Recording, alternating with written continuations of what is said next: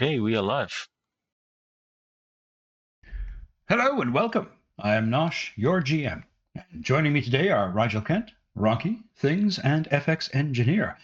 We are continuing to play an adventure set in the exciting world of J.R.R. Tolkien's Middle-earth using the very adaptable GURPS rule set by Steve Jackson Games. Our PTT of choice is Fantasy Grounds. Today's adventure is adapted from Free League Publishing's The One Ring role-playing game and their supplement, Tales from the Lone Lands. And we will also beg and borrow rules from the GURPS Dungeon Fantasy lineup, as well as other GURPS resources. Credit goes to all creators of these works, including the Ring Bearer font by Pete Clausen.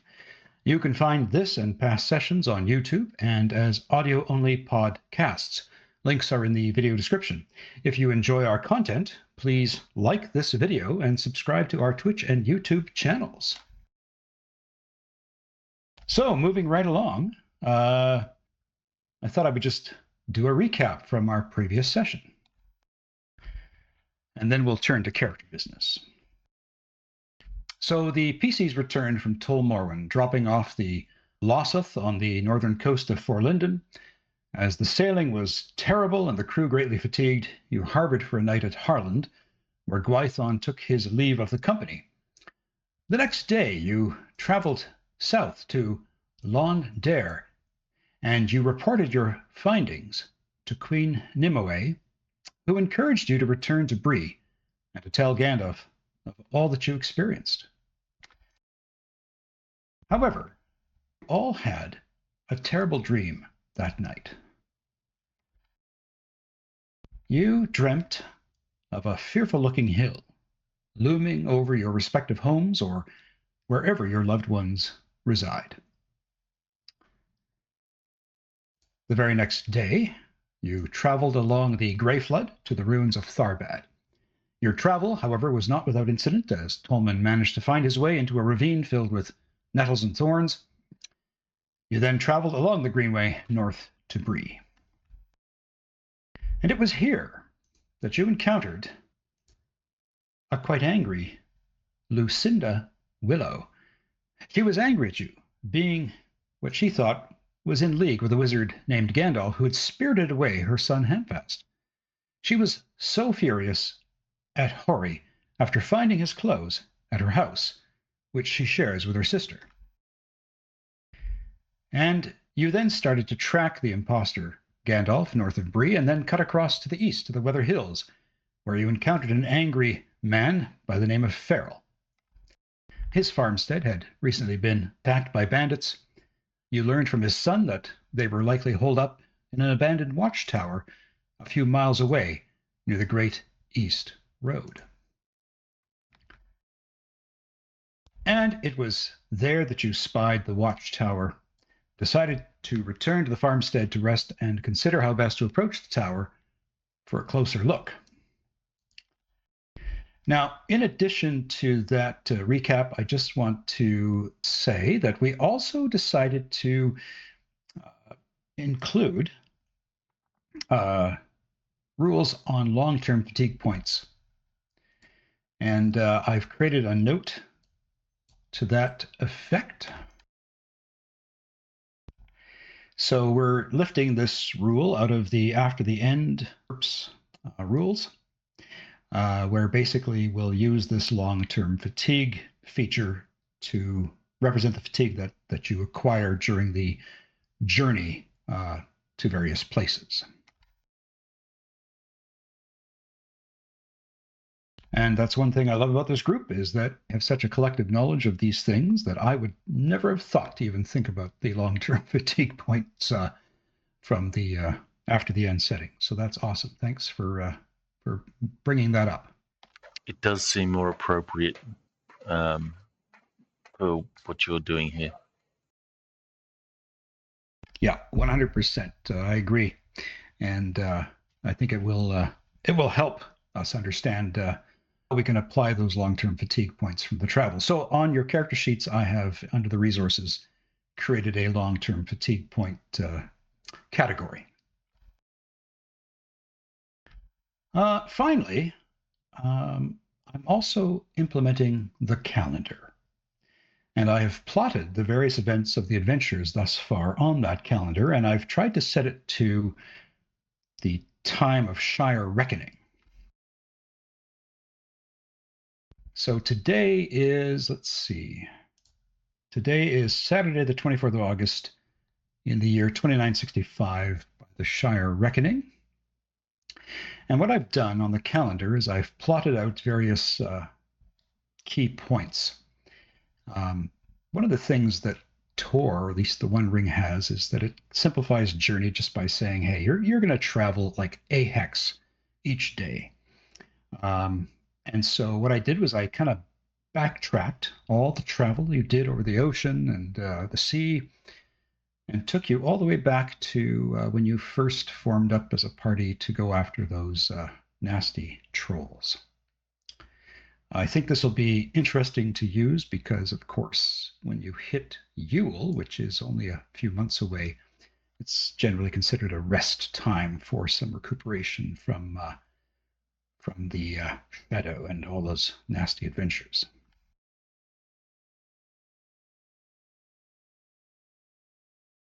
All right, with that, is there any character business from last session?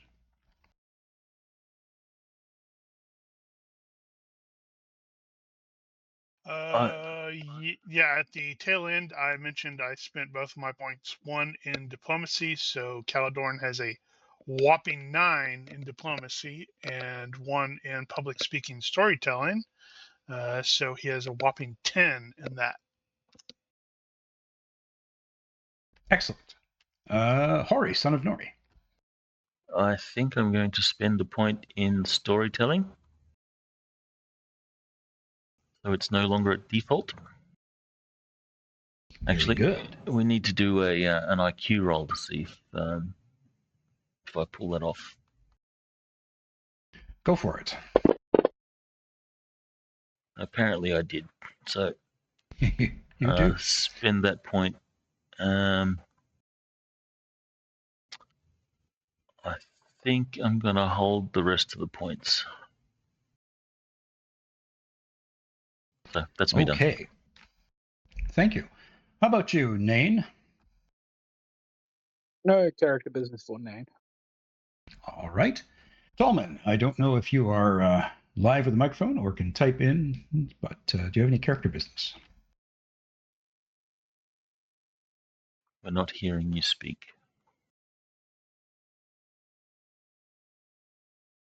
Okay, thanks, Tolman. Okay, so we are going to pick up where we left off, and that is you saw this watchtower.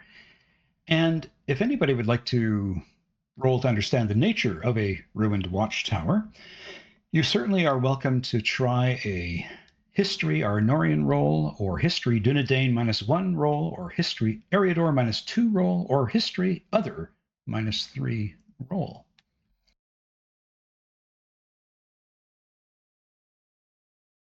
It probably would.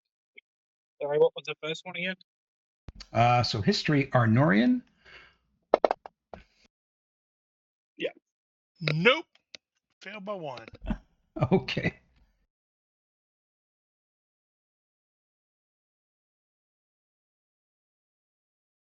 Yeah, you could also try like Dunedain History at -1 or History Eriador -2. Oh my lord, everybody's just failing here. All right, get those bad rolls out of the way. I don't know. Excellent. I rolled a 9. That's not terrible. It's just not my terrible. skill isn't great. I would say, Caladorn, that it is common knowledge for you that these watchtowers are kind of peppered all over the place. And so whether or not this particular watchtower has anything unique about it, that you don't know. Yeah, curse my dice.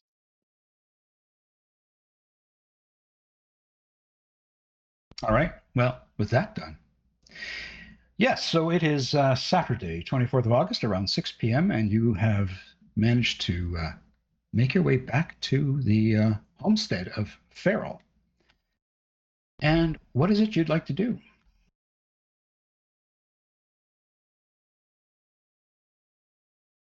Well, I think the plan was to rest up and go and do some murdering in the morning. Yeah, we still need to have something of a watch though, just in case these guys decide to come back.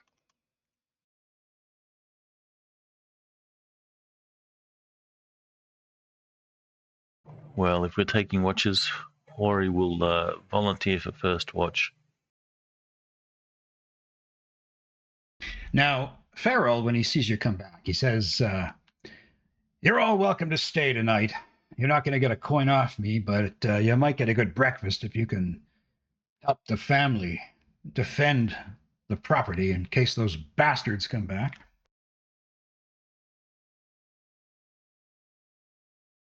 Indeed. If they come back, they will find a surprise. You said Okay. breakfast? Yeah, breakfast. We can make a pretty good mean egg and bacon scramble, hash browns. I think it'd be more than enough for you there, Master Dwarf. Not sure about that hobbit, though. They've got a feisty appetite.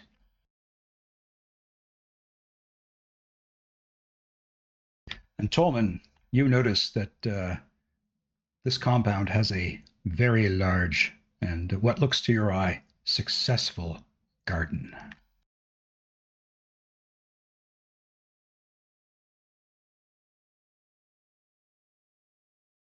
Well, if it's if it's going to be a an evening of watches, well, how would you like to break that down?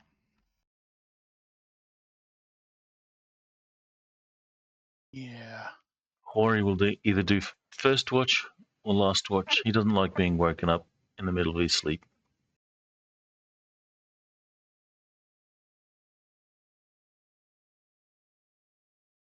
Nominate Ori for the middle watches. They're the hard ones.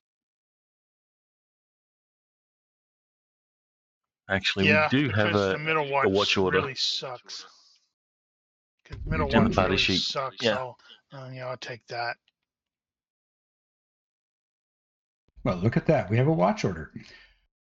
Okay, so yeah, on the party sheet, go ahead We're and missing 2 and 1 on that. we are. So, Nain, which watch would you like to take?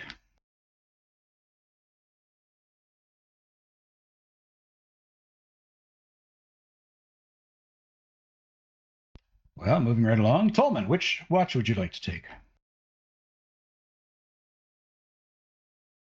Okay, Tolman's up first.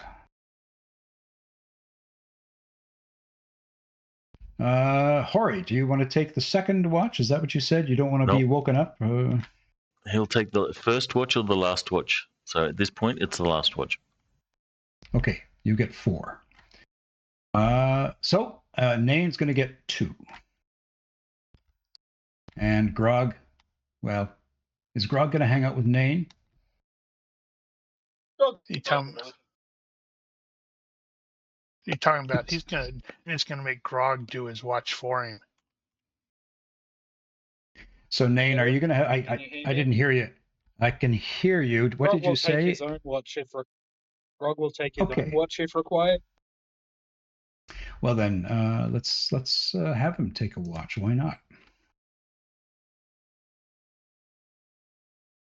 Have him take 3, me shift 4, Hori shift 5. That sounds about right to me. So here we go. Tolman's on 1, Hori's on 5. All right. So let's see. Could somebody? One moment.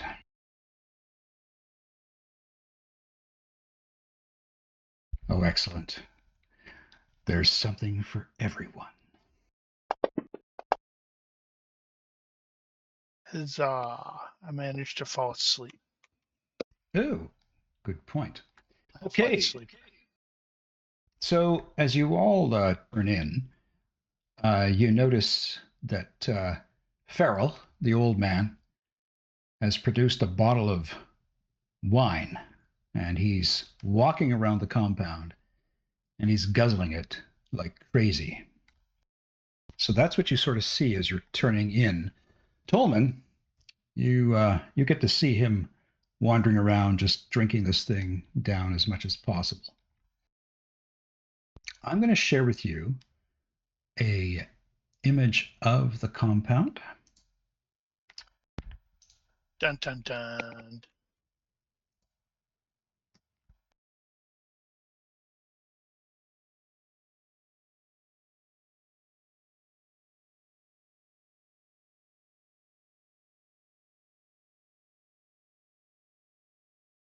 I just see black. Should I only see black? Ooh, thank you. Must be a big image. Or it's masked. Moon was hidden by very, very dark clouds.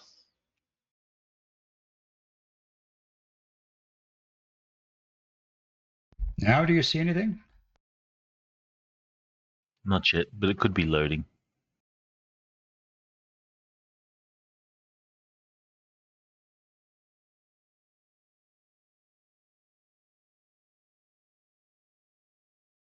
Anyone see anything? Nope, Damn it. you broke it.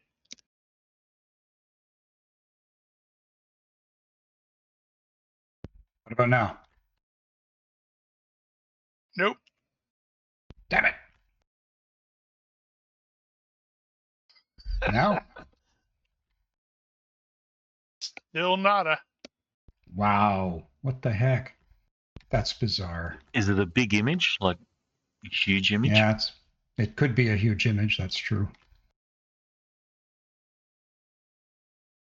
Yeah, I've got everything in the layers shared with players. What about, do you have lighting, dynamic lighting on? Yeah, I was just... Do you have anything masked?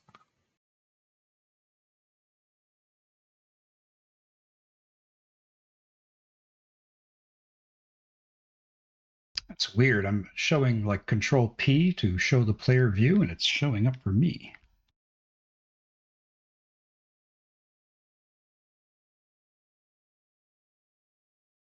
Yeah, then it could be a loading thing. It's probably a loading thing.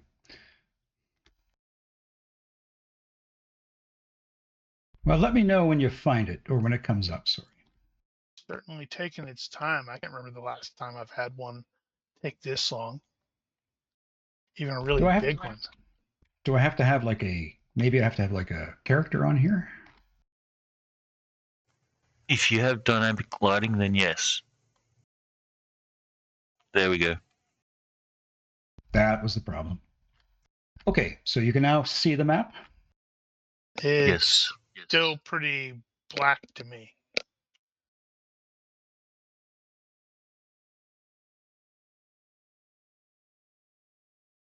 If you... Okay, Ronky, you can see it? Yeah, I can see it. You have to Maybe I should unclick, or click or unclick Tolman, his token.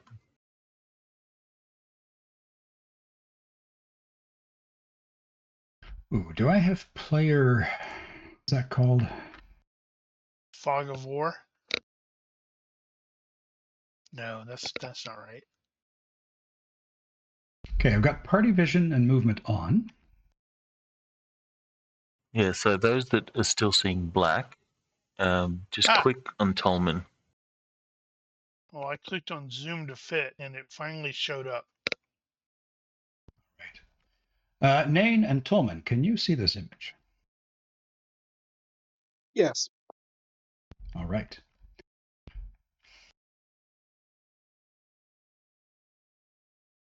Okay, so Tolman, can you also see your token?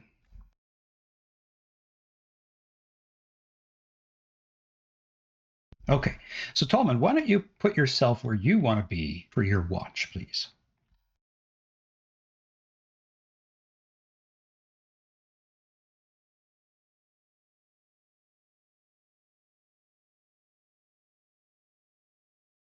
And I think you can grab. Yeah, there you go.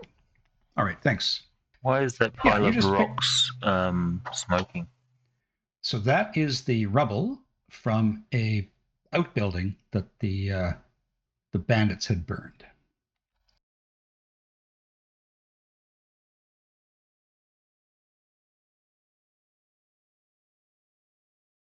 I see, Tolman, you're climbing a tree. I was totally thinking of that too. I think that sounds like a perfectly good hobbit thing to do.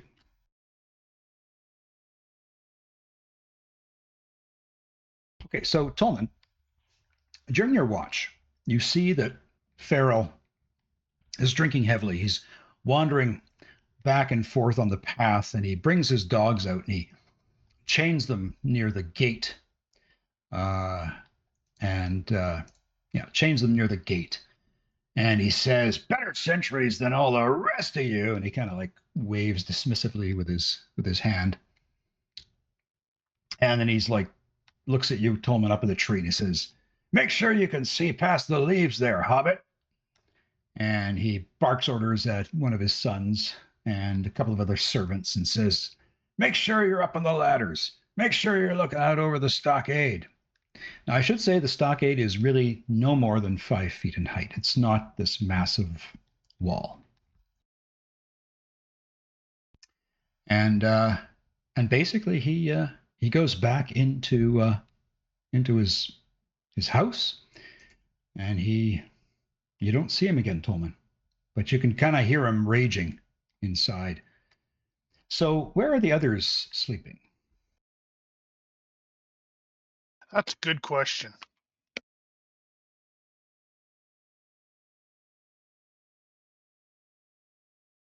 My What guess is we is that? inside by the fire.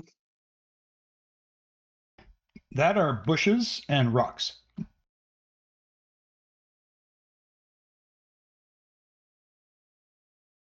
Yeah, you can certainly go inside where the fireplace is, not a problem. It's just that he's now kind of in a drunken state and really quite irritable. But you see him climbing into his bed, and pretty soon he's just like,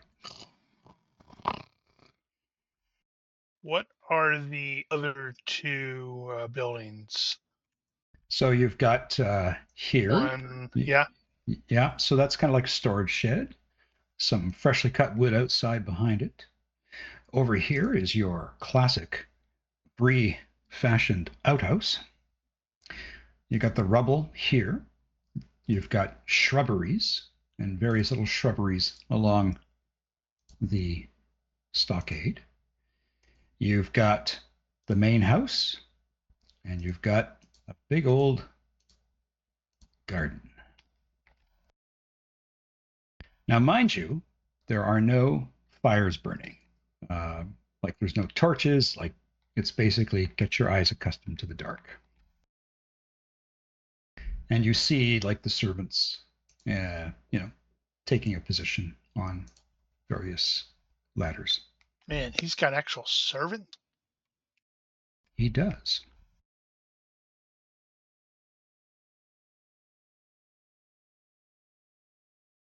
I think I'm going to sleep under the tree. Okay. So, Nain, you're indoors. Is Grog with you? Yeah. Thank you. How about Hori, son of Nori. Hori, where are you sleeping tonight?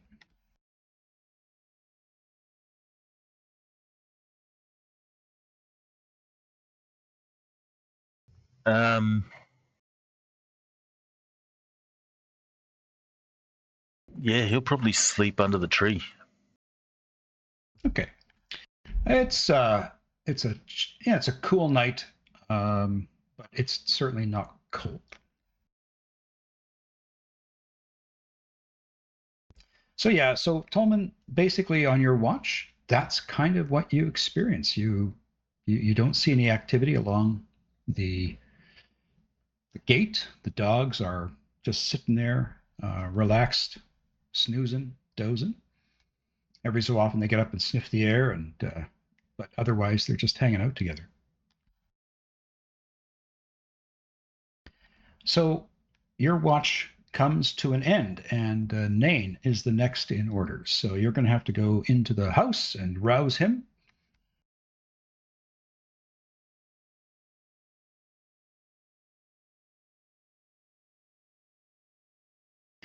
And Tolman, are you going to return outdoors to sleep for the night?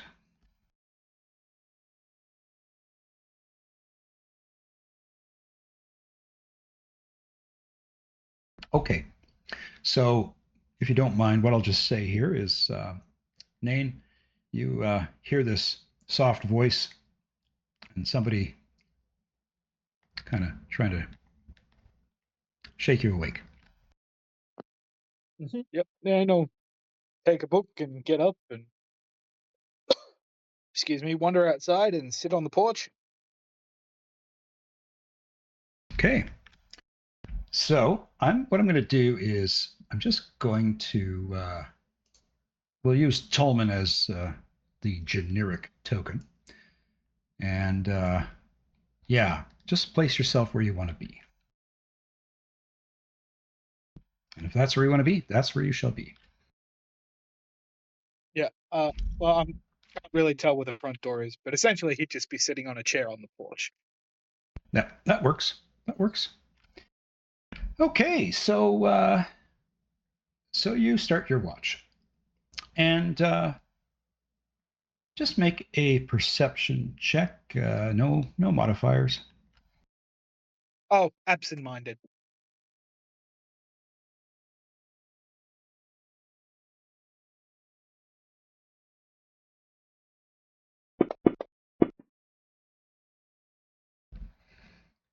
Okay. So you're not going. You're just so. You're so. And is this describe for me what's happening? How is it you missed this perception check?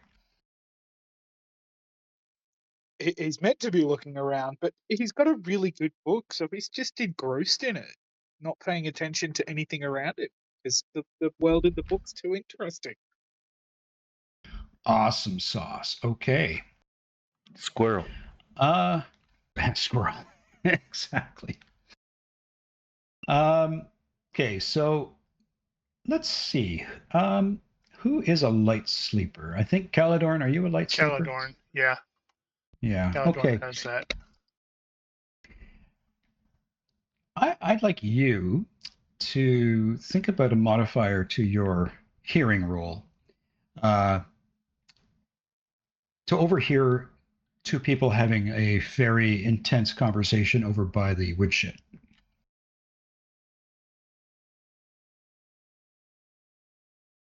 Okay, so I'm looking at the. Yeah, based off of the description, you usually wake up if there's activity going on around you.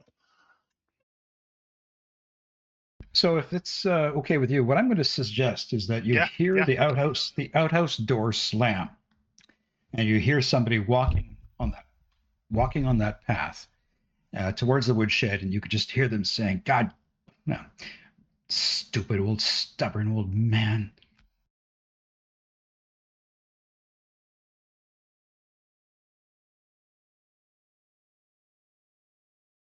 And he will definitely at least open his eyes to see who it is, not necessarily rush over there and start talking to them because, well, why would you? Yeah. So what you see is Farrell the younger, the younger of the two sons, and he's just, visibly his body is just like he is irate, and he's heading beelining for the woodshed, and even in the light, you can make out the physical body outline of Farwell, his older brother.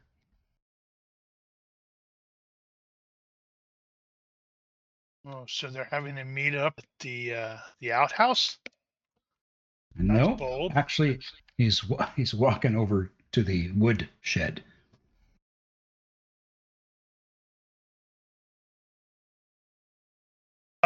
Okay. Well, if I can eavesdrop, I will. Ew. Well then, do you have shadowing?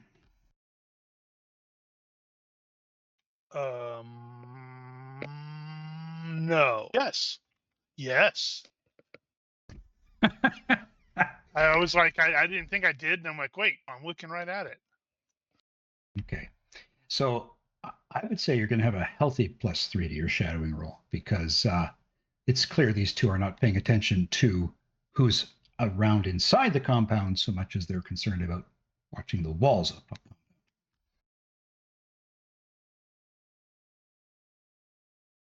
Okay, so Caladorn will probably, get up, make it look like he's going to the outhouse, wheel around, shadow over there, eavesdrop. Success by 6. Wonderful. So what you hear is Farrell the Younger saying, things like, I don't know if I can put up with the old man anymore. He just gets more belligerent. He's just drinking more. And we are in danger. I don't like it here. My wife doesn't like it here. She wants to go back to Bree.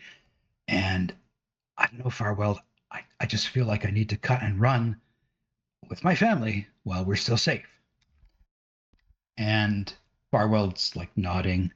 Yeah. Farrell, I understand, Far. I understand. But, I'm also really concerned because Dad didn't see what I saw last night.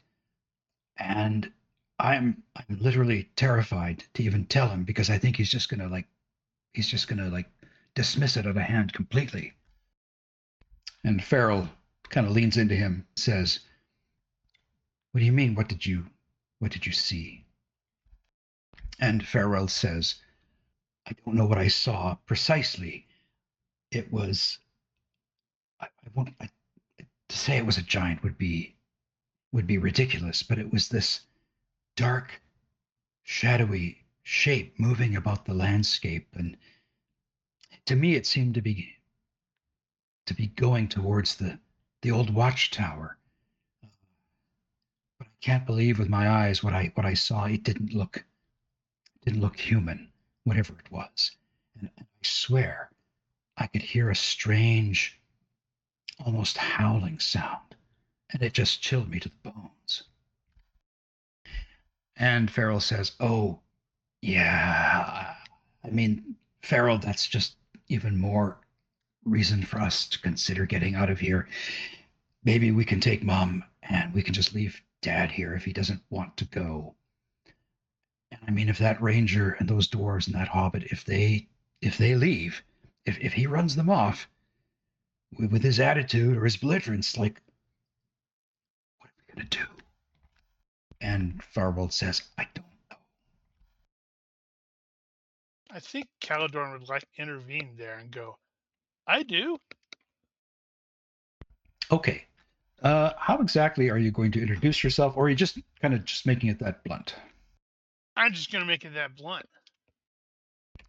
Okay, so Farrell like literally just lets out a little bit of a scream and turns around and says, "What? Where did you come from?" Over there, and I'm going to be towards the tree where, most of us are like kind of sleeping. Okay, don't do that. I'm sorry. Did our? I thought we were talking quietly enough. Did we wake you? The road is difficult times, and well, you learn to adapt. Well, then you probably overheard me talk about my fear that my father might run you off. Well, we are planning on starting upon the morrow anyhow. Tell me more about this giant you saw. Are you certain it was giant? And Farwell, he looks down at his feet and looks over at the wall and looks back at you and says, "To be honest, Ranger, I honestly don't know what I saw. It was like a shadow, but it had a form. It was very large, and as it moved away, I don't know what it was searching for, but I just remember this god awful howling sound, Not like a wolf, not like a dog, but something deeper, something more powerful. How interesting.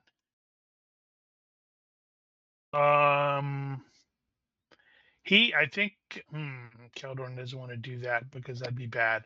Because I was about to describe a troll, but I'm like, oh no, these guys are already kind of like scared. I don't want to ramp it up. So Farrell looks at you and says, "You know, we certainly don't want to see you leave.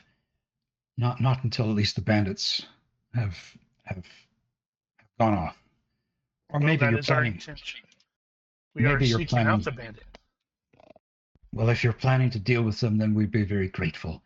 As my wife is fearing for her life, but I think we're all even more scared of the old man, especially when he gets drunk. What would you advise us to do?" Oh man, that's a good question.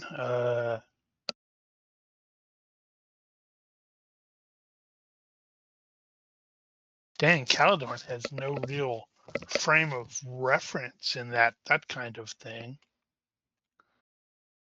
because he's probably been just doing rangery stuff as soon as he could walk.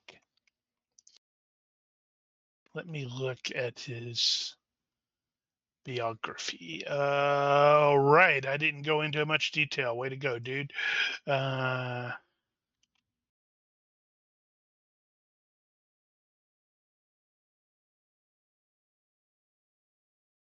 So he is just hitting the ale more frequently. Do you know any reason why?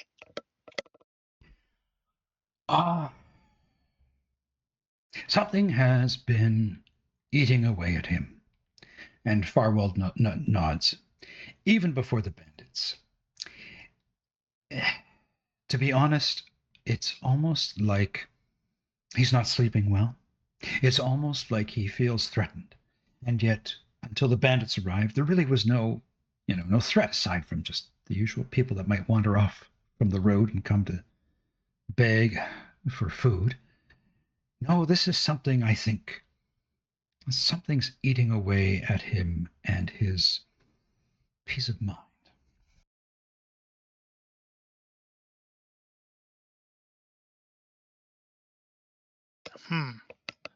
Have you spoken to him about it? No, because now he's just increasingly drinking, increasingly dismissive, and is just barking at us most days. Okay, awesome. So you hear this laughter coming from the porch of the house. And Farrell and Farwell look over and say, "What the? That's peculiar." But anyway, tell us a little bit about your companion there. He looks a little off. Which one? The dwarf who's dressed Which one? The dwarf who's dressed in that one over there, the one that looks like he's a walking moss mound. Yes, he is unique. Strange, even. Well, anyway, they kind of both shake their heads and turn back and say, he mentioned, Farwell says, he mentioned when he was drunk something about one of his dreams being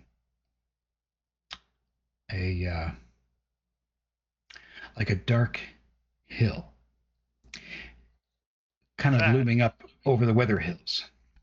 That definitely causes Caladorn to pay attention. And he's like, okay. That would be Amun Garuthus. Garuthos? How do you say that? I think it's Gurthos.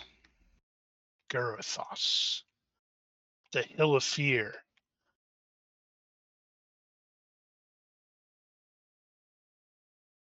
He just keeps saying that he's had this dream recently, maybe the last week or so.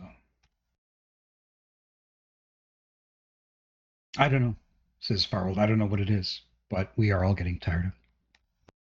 Yes. Well, I obtained this sword, and I will draw Estelang, the Unyielding Hope, so they can see it on a far distant island. But I have apparently been tasked to slay or defeat the Hill of Fear. I'm in Garuthos. So once we're done with this, I'm going to seek out Elven Wisdom, or maybe I can find the real Gandalf and hopefully help that along. And then maybe you won't have those dreams.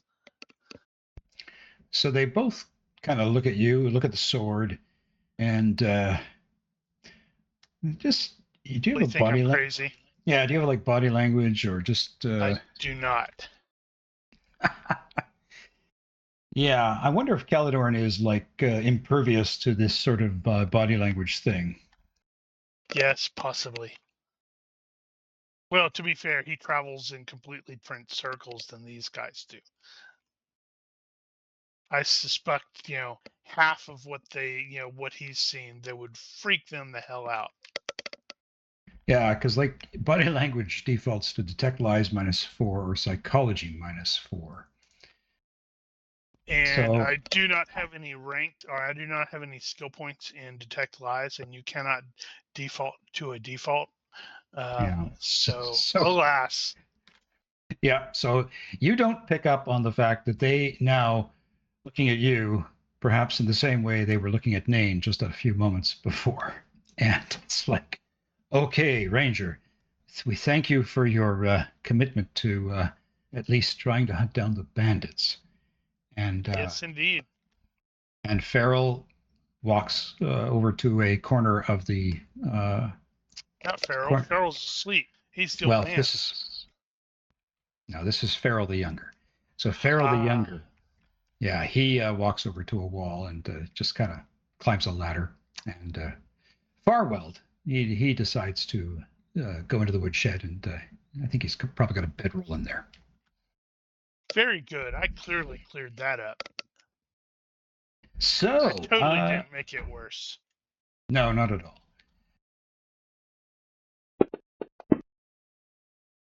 And was unable to get back to sleep for an hour. Okay.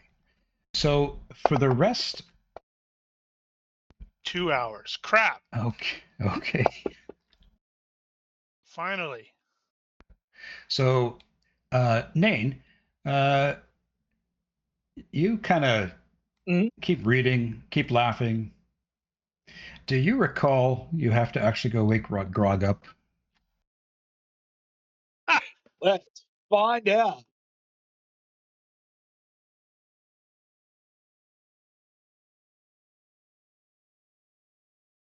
I would call shenanigans if I hadn't actually done that when, while reading something.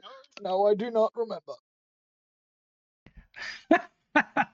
Okay, so Nain, you just keep reading, and you're just flipping through your pages.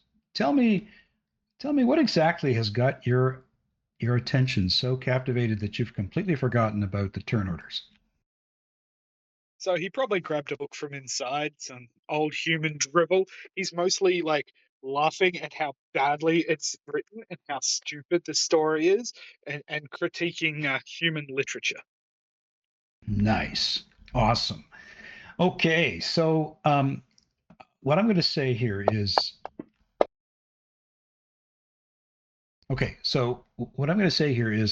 you keep reading, you keep laughing, chuckling to yourself, shaking your head, saying things in your own, well, you can tell me, are you saying things in English or Western, or are you doing it in your own native tongue? It would be English. Okay. So, Caledorn, can you actually understand Dwarvish at all? Nope. He speaks you can- Western and Sindarin. Okay, so you hear Nain laughing and chortling away, and whatever he's reading has got him really entertained. And you notice, because you couldn't get to sleep for how many hours? 2 at least. So by the time Nain's watch kind of ends and you're rolling around in your fart sack, you realize you don't think Nain's actually going to like stop reading, and Grog was supposed to take the next watch.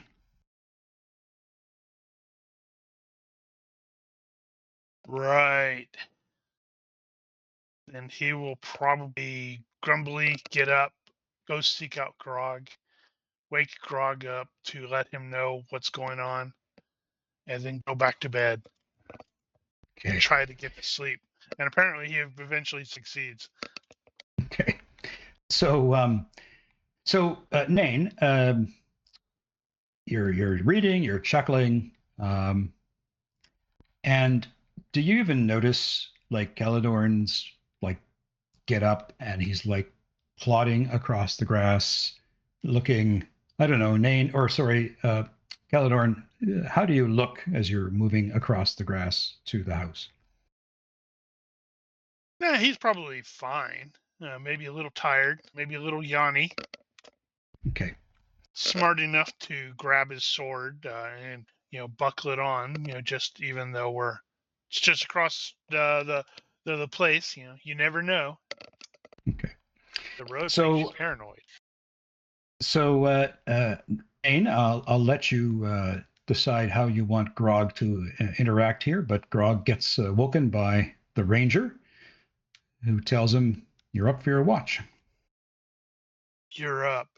Nain is reading and is distracted.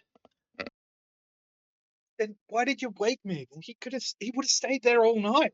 Like when he gets reading, like just whatever, it's fine. That doesn't help Right. for a watch. That's why you always go before name.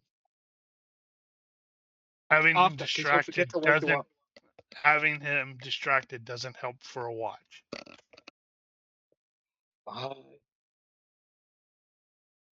Rob goes and takes over for Nate. He's like, "You need to sleep, you idiot." Go. Now we Awesome. know what the master servant relationship is like. Go to bed, idiot. I love it. Bit of role reversal much. Hey, numbskull. Go to bed. No, see, the thing is, Grog really would very much respect Nane's intelligence and learns from him, but knows he's fucking useless at looking after himself. Unless he's in the forest and needs to like find food and stuff. A true academic, absent-mindedly diving into the book. Yeah. So, on Grog's watch. So, Nain, are you heading to bed, or are you just going to keep reading? Nane will head to bed. Okay. So, looking back at the map and picking up Tolman's token, where is Grog going to position himself?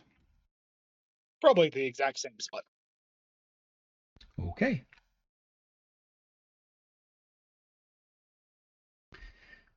So, we come to the end of Grog's watch.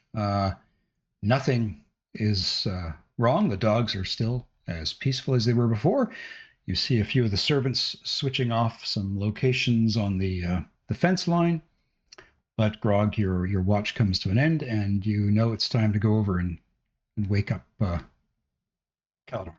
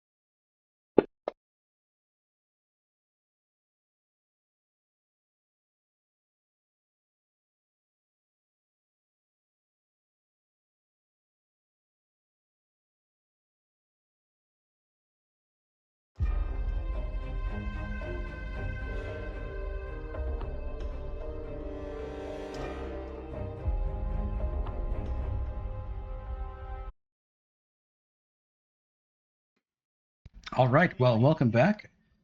We had some TeamSpeak issues, but let's see if we've got those rectified.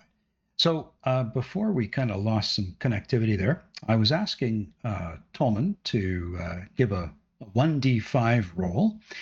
This is to determine who experiences this next event. And so Tolman got the d5 out and rolled a 2 for Grog. Poor Grog. Is he going to die? Is he going to die? Okay, so Grog is trying to climb into his bed or his sleeping roll, and he is going to have a disturbing dream of a great hill, black against a snowy landscape. And Grog feels like the hill is getting closer or larger, like it is going to crash down on him or swallow him up whole, like a wave of earth tumbling into a grave.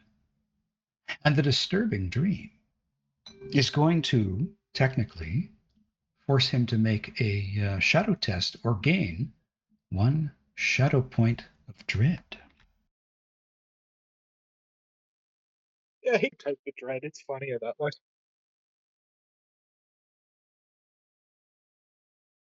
Well, if he doesn't want to do the test, then he takes 1 point of 1 shadow point of dread. Yep. Okay. Was a very disturbing vision. He got eaten by a hill. Look at that.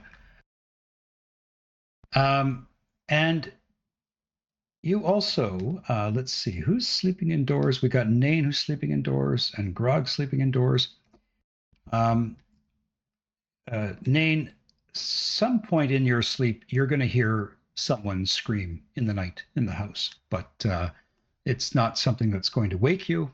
You just kind of have this memory of a scream when you wake up.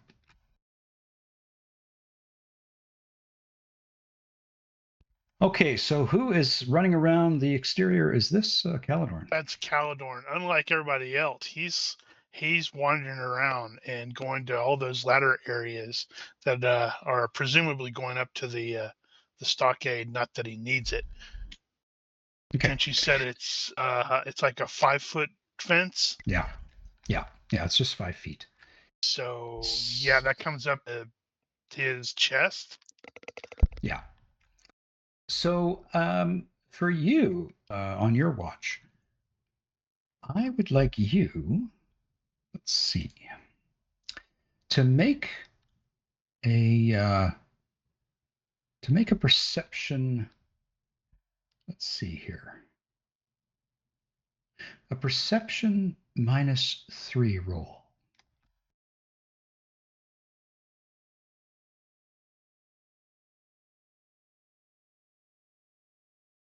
-3.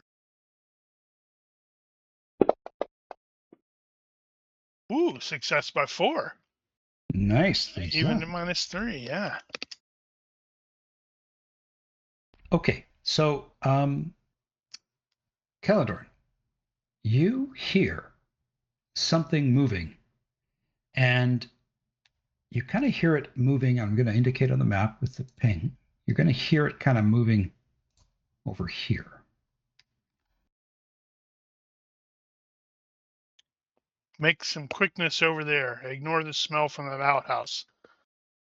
And you can see what looks like 2 figures that are moving up the path now towards the gates. Are you going to continue to observe, or are you going to do something else? I think he's going to observe while preparing his bow as necessary. Okay. Perhaps I should change the, because it is now nighttime. Let me just see if I can change the lighting here. I don't know if you can still do that. Oh, yeah, I guess you can. Yeah, that option's still available. Just a layer on the map, I think. An effects layer. Yeah, it's actually just the ambient lighting. So I think you can play around with that. So under the moonlight, you see these two figures approach the gate. And what you see them do is they kind of pull something out from a pouch and they hurl a couple of packages up over the gates. And those packages land near dogs. And the They're trying to dogs, poison the dogs. the dogs instantly get up and they bark and bark and bark and bark and bark. And I'm going to the scramble over to grab the packages. And the two figures flee into the darkness.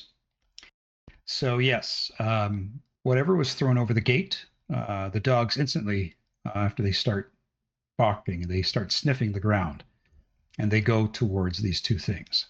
So you're going to go and try to scoop them up, are you? Yep. Okay. So indeed, you find that they're two basically lumps of compressed meat with some basically some barley and oats to kind of form large meaty balls.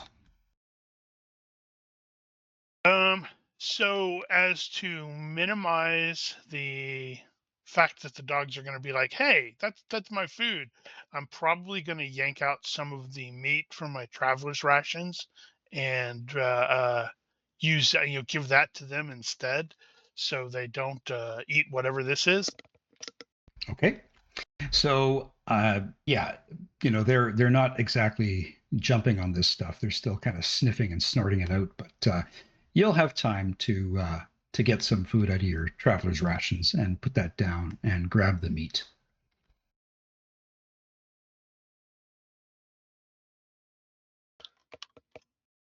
Then I'm going to try to figure out what the heck is up with this food. And, does it smell, poisonedy?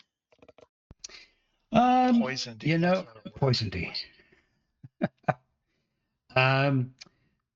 No, there's nothing really foul to the smell. It just smells like really fresh meat.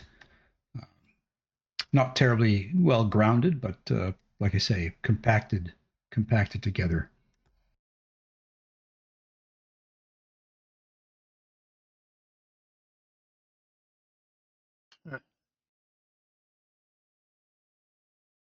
Well, I have to toss it into the garbage and make sure nobody eats it. Yeah, there's a outhouse right behind you. Ah, that's convenient. Plop.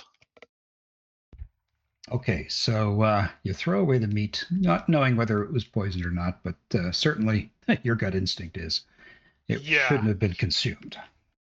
Yeah, not if they're tossing it to the dogs while trying to be sneaky about it. That's something a PC would do. That's something PCs have done. So, what else would you like to do?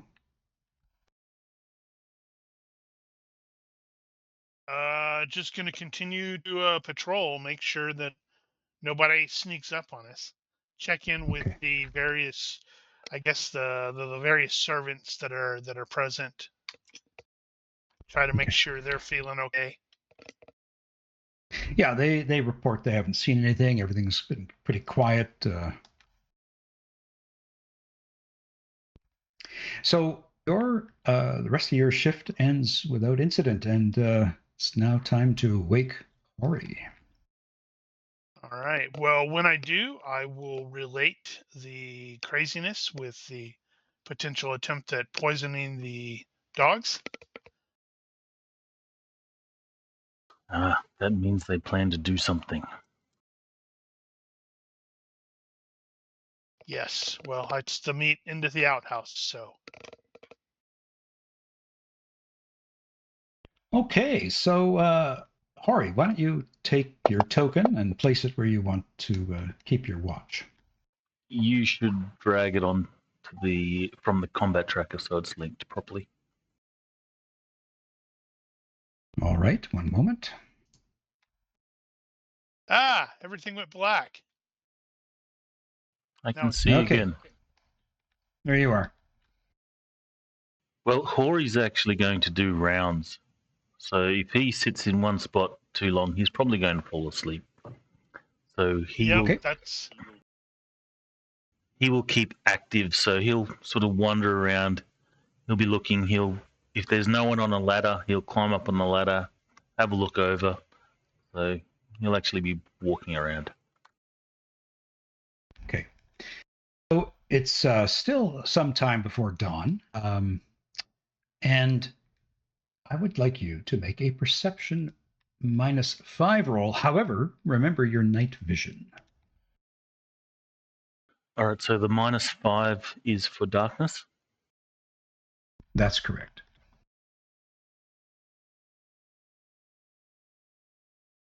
Okay. So he has night vision 5, so this will just be a straight perception.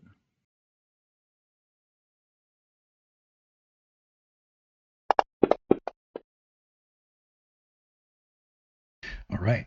Success by 4. So I'm going to just place yourself somewhere along the fence line, perhaps over to like this area.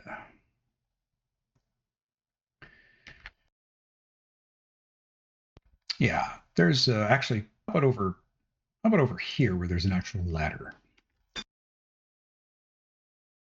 So, Hari, you're sitting there and you rub your eyes and you rub it again because you see something large moving out there in the darkness, and there isn't enough like dawn coming up yet to completely uh, backlight it in any way, shape, or form.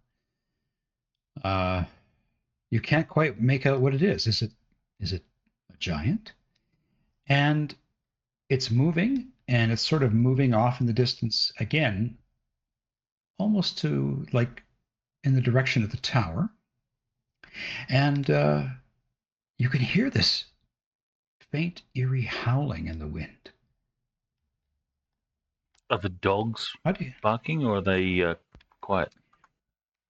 The dogs, they're getting up and they're sniffing the air, and they're kind of making a whimpering sound and kind of pulling back in the general direction away as much as their chain will let them from the from the wall. And it's a definite silhouette of something big. Something large and shadowy. You just can't quite make out whether it's got a humanoid form or not. Caladorn, are you still awake? nope. I managed to go to sleep. Well, look at that. I know, right? So, yeah. So, yeah. What's your kind of reaction to hearing that eerie howling? Is that Hori? Yes, Hori. Well, Hori's going to charge off in that direction at what's his move? You're going over the fence like a crazy person? He'll be at move 4. Okay, so you are actually going to leave the compound? Nope, he'll be charging in that direction, and he's going to be shouting, everyone, get up, get up. Okay. So there are some servants out, and they're kind of running towards you. Let's have perception rolls. If there's a direction, so if that's like east or west or whatever, he'll be sort of indicating the direction that he's seeing this thing. Yeah. So it's to the, I would say to the southeast. So he'll be saying, get up, the southeast. So, let's have everyone else make hearing rolls, but again, I will allow you to decide what your negative is because of your own state of grogginess or sleepiness.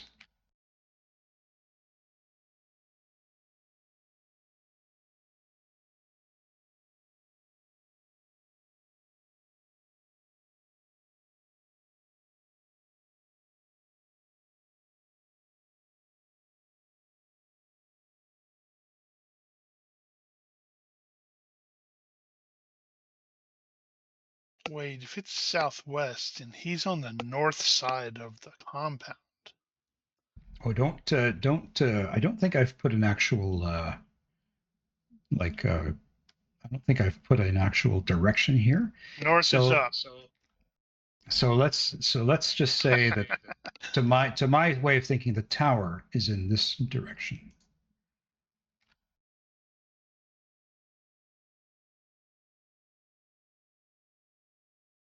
Anyway, Nain and FX, or sorry, Tolman, do you want to just give yourselves a modifier that you think would be suitable for your hearing roll, and then make the roll, please. Sure.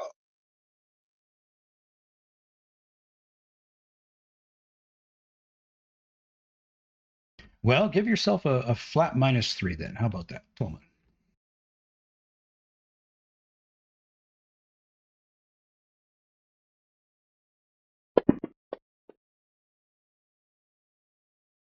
All right, so Tolman, piercing through your sleepiness, you can hear Hori shouting. And Nain, I don't know if you meant to have a modifier in there, but success by 6, I think you also hear. Hori shouting. Mm-hmm. And we'll get up and go investigate what's going on. Okay, so Hori, you see your friends running across in various states of undress to the fence line, or to you.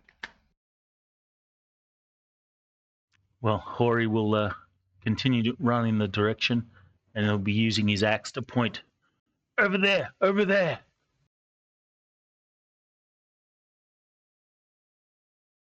And he'll say, something large. Gods be damned, I hope it's not a giant.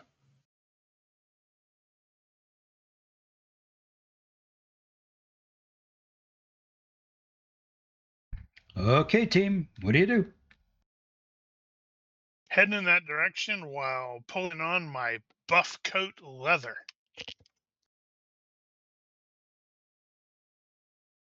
Nain, Grog, what do you do? Walk outside and see what's going on.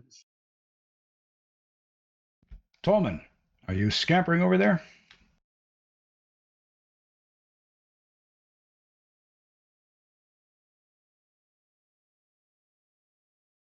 Well, guys, you see Hori quite animated and saying he saw something. He hopes it's not a giant. What do your dwarf eyes see? Now that he's a little bit closer, does he get a better... No, unfortunately, it has slipped away into the darkness. There's a giant over there flipping you off with 2 different hands. Gods be damned, it was something large. And if it's bigger than a horse or whatever, he'll say, bigger than a horse. It could be a troll or a giant. Was it a hill? And Farrell or Fardwell, whichever one of them, will come up and say, did it make a noise?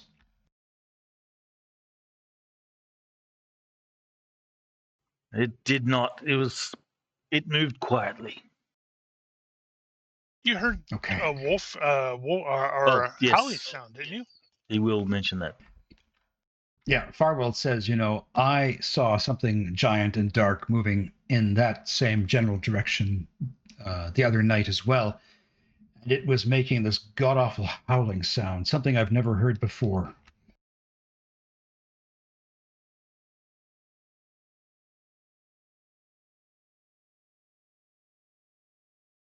Well, then, I've seen it as well. It is not a dream that has spilled over to the waking world. There's something there for certain, I am. And that's in the direction of the tower? Yes. Hori will be up Well, on the ladder having a look. we venture that direction, we will have to find it. So yeah, all you see, Hori, is just the rolling landscape going down towards the Great East Road. Dawn is again hasn't quite broken the landscape. It's getting there. It's pre-dawn, and but what's weird is that there are no birds even starting to sing in this pre-dawn moment. And yeah, Calador, and you look over the fence, and all you can see again is just the rolling down of the landscape, the thickets, and the rolling hills towards the Great East Road. And you just know that you are all looking in the direction of that watchtower that you had seen earlier the evening before. Caladorn. Something that large would have left its mark in the ground.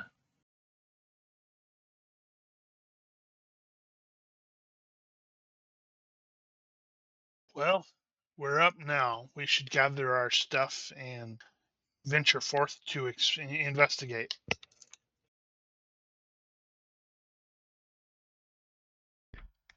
How much light do you want there to be before you start doing this, or are you going to plow out of here right away? Well, it's going to take us a little bit to actually get fully prepped, because we have to put all of our stuff back into like our, I don't know, backpacks or whatever. And if someone has not done full armor, they'll have to do that. So I suspect it'll be like, just as dawn is actually happening when we, venture out. Okay. So yeah, so dawn does break over the landscape, and as it does, thankfully, you start to hear the birds chirping and singing, as they should. And Farrell and Farwell, Farrell the younger and Farwell, say, "We'll stay here. We'll make sure that Dad doesn't do anything stupid."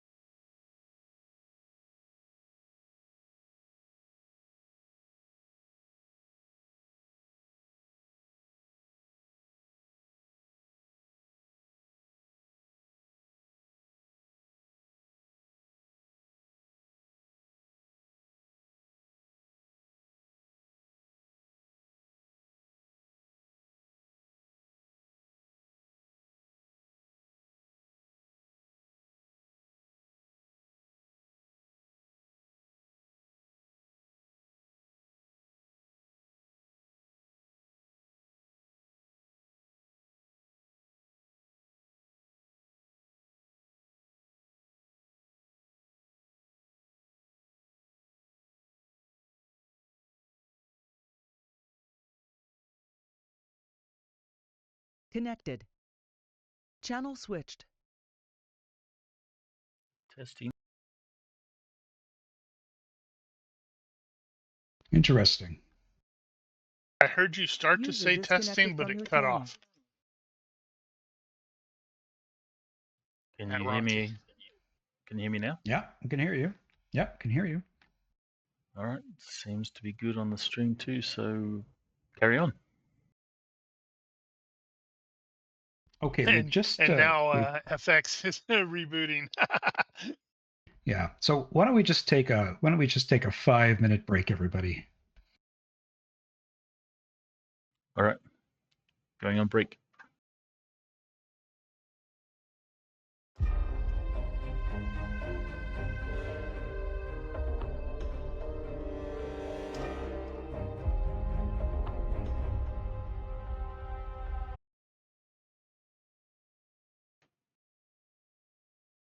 Oh, yep. Okay, we are back. Okay, welcome back. Let's try this again, shall we? This time with feeling. Okay, so you are going to go back to the ruined tower. Well, If we're I can going to put, definitely also try to go where Hori saw weirdness. See if we can't get footprints. good plan. So, Hori, you take your tracker friends over to the place where you thought you saw the shadowy figure, and you all scour the ground, and you can see no evidence of anything disturbing the ground that would indicate large humanoid footsteps, or small humanoid footsteps, or even animal footsteps, aside from perhaps the tracks of the bandits who had come like the night before. Huh.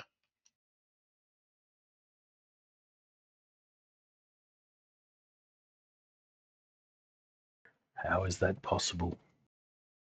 Something that large must have left a mark.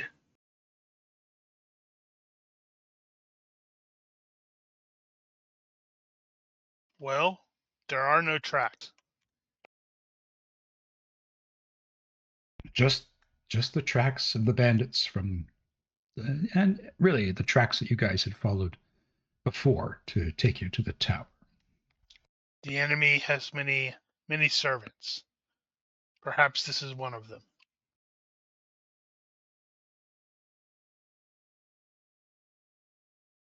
Then let's be on our way to that tower.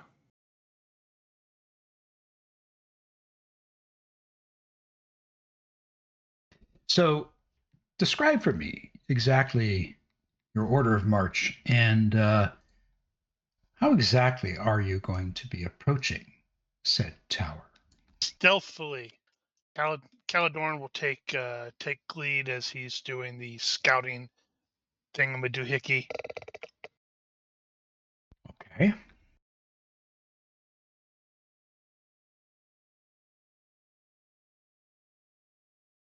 Right. And I forgot Tolman is super sneaky too.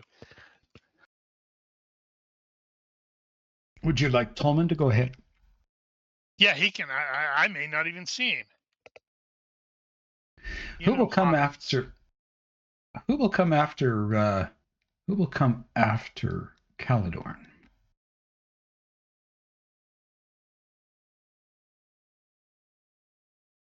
Well, Hori's not bad at stealth, but he's wearing armor and stuff, so he'll be right up the back.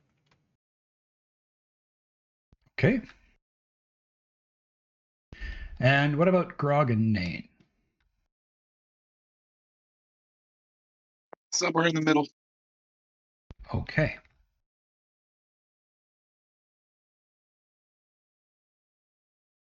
I think I've got you all formed up with a party sheet. So, Tolman, how far ahead are you going to be, and what will be sort of your first indicator that you just want to take a tactical pause?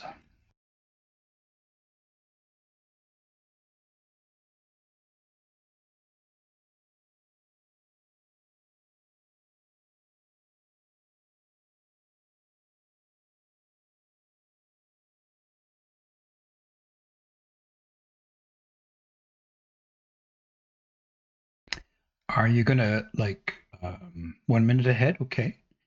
And what is it that you're going to want to see when you sort of say, okay, I'm going to just take a pause here?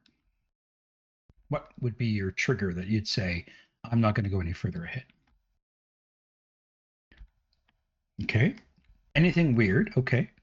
And And what about when you actually first see the tower? He has to pause and give it its name. Okay. So you're going to be looking for people or anything out of the ordinary. Okay. So you move ahead and you come around a little bend in a hill. And that's where you sort of see the image ahead of you. Can you make a perception check in the box, please, at -3?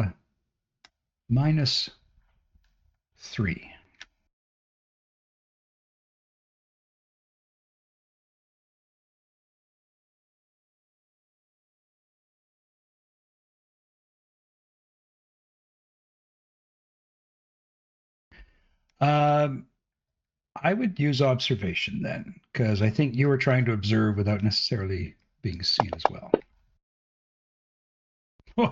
Okay. Well done. Critical success. No, that works. So, Tolman, you come around a bend in the hill and you nestle yourself up into some of the scrub brush you see in the picture. And you just start looking over the image or the tower in the distance. You notice a couple of things. First of all, if you're looking at the image, you see that there is basically some wood smoke that's kind of coming up from the base of the tower. You also see up in here in the top of the tower, you can see a man, a human, armed with a bow. And he's basically going from one side of the tower to the other, making it quite obvious that he is looking out about the landscape. But you cannot see anything else that would lead you to believe that there are people kind of like out and about the tower. You don't see anything like that. So what do you want to do with that information?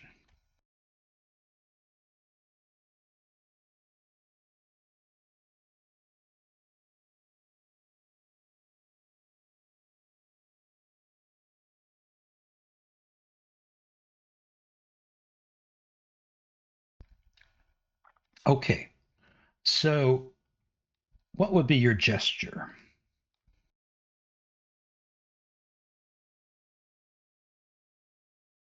He's going to flip us off. For the benefit of people listening, we should probably read out what Tolman says. Yeah, exactly. So, first of all, Tolman got a critical success on his observation. And what he asked here was, can the party see me if I let them? I want to gesture to them. And what he's gesturing is one scout on tower, don't see anything else. I'm not going to be an a-hole and require gesture skill rolls on this one. I really don't want to go down that road. So you see Tolman, Caladorn,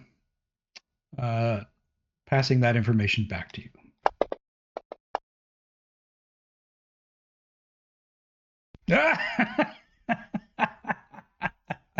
And Tolman just tried to roll his gesture and failed. So He's saying, I will be that. Kiss me? I will. That dirty bastard. I will leave it to Caladorn. I'm not going to be the a-hole. Tolman, he stepped up to the role. So well done, FX. So Caladorn, what do you think Tolman told you? Lunch is this way. I mean, he is a hobbit. And my first thought is like, oh, come on.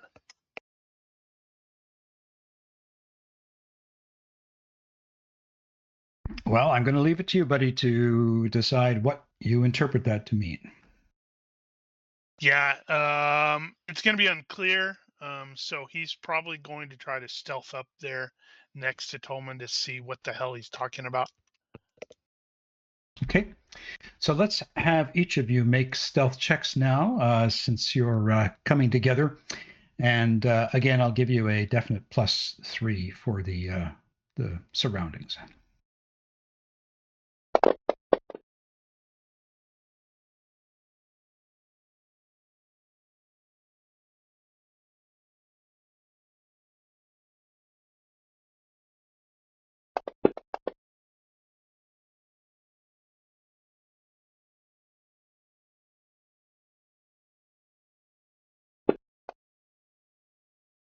I have to see if dropping some stuff here is going to matter.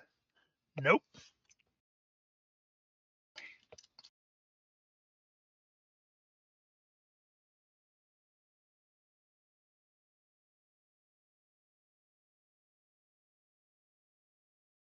Are we just waiting that out should on? be fine.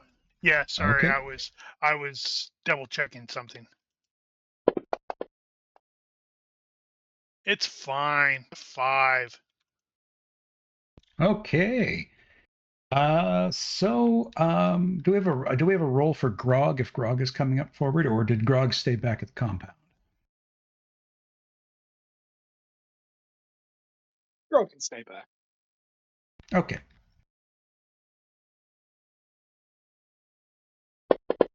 Ah, crap. I just saw Nanes fail by 3. Woohoo!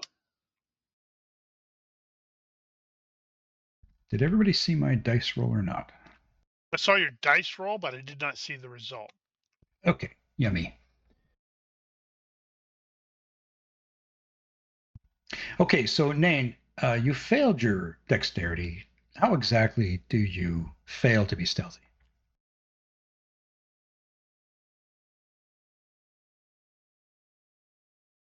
In his attempts of being sneaky, he actually makes more noise. And while normally quite adept at moving through a forest, as he's trying to carefully walk, he just literally steps on every branch and makes sure it snaps very loudly and proceeds to trip over one as well. He thought it'd be quieter, but it wasn't. Oh my Okay. god, that moving tree fell over.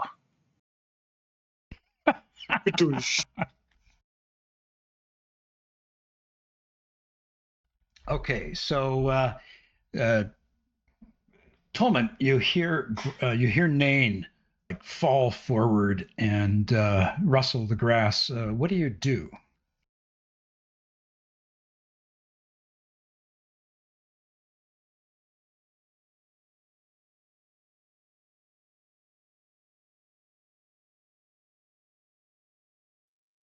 He types.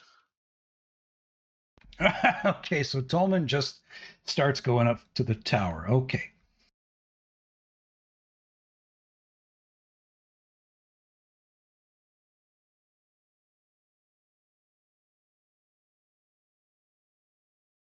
Okay. Blasted half-men. Okay, so Tolman, you made your skill roll by 10. So you manage in your hobbit way to move very deftly basically from shrubbery to shrubbery to shrubbery to shrubbery to shrubbery. You're at the base of the tower. We're just going to pull back to Caledorn. So Caledorn, as you and Hori are moving up nice and quietly, you hear the sound of Nain fall forward and hit bushes. And what's your reaction? Quickly look back, see if this is the thing that Hori saw, yesterday. Then I see that it's Nain, and I'm like, oh, of course it's Nain. Of course he's falling down again. Okay, that's your inside voice, right? Yep. Okay. So Hori thought he saw a tree fall down. And Nain, Actually, it was a moving moss mound. a moving moss. A moving mound fell down. Okay. So Nain, you managed to get up to where Hori and Caledorn are. And and Tolman is gone. And Tolman, we're going to go back to you. You are at the base of this tower. You look up. There isn't a single window to be seen, but the stones are very like old, and there's just like a target-rich environment of handholds for you. But there's also the door. So you describe to me what you're doing.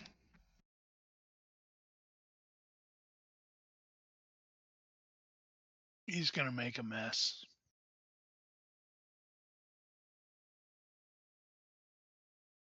But don't worry. Dane has already done a mess.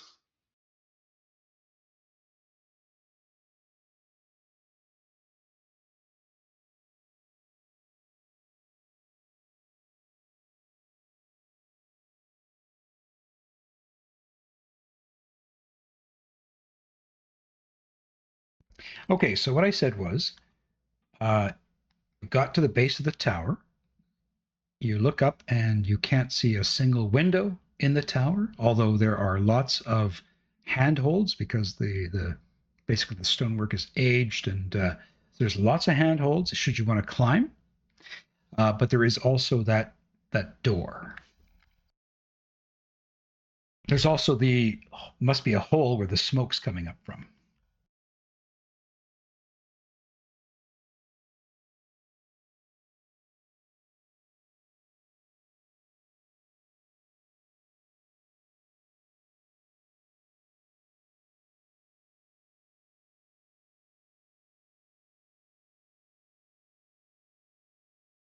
Exactly. Why not? So we're going to do two things. We're going to do a climbing roll. We're going to do a stealth roll because you're, assume, trying to climb stealthily, knowing there's a lookout up there.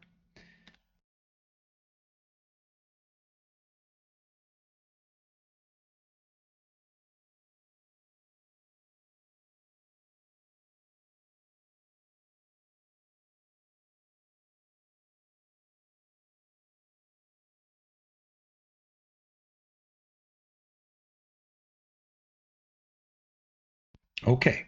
So you're going to start climbing, and what I'm going to have you do is also make a perception check so that you can figure out whether the lookout is facing the tower facing your climbing or not.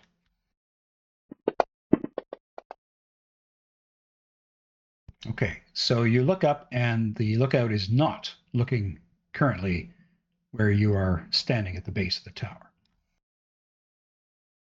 So this climb is going to be very easy for you. I'm going to give you a +4 for the climb roll.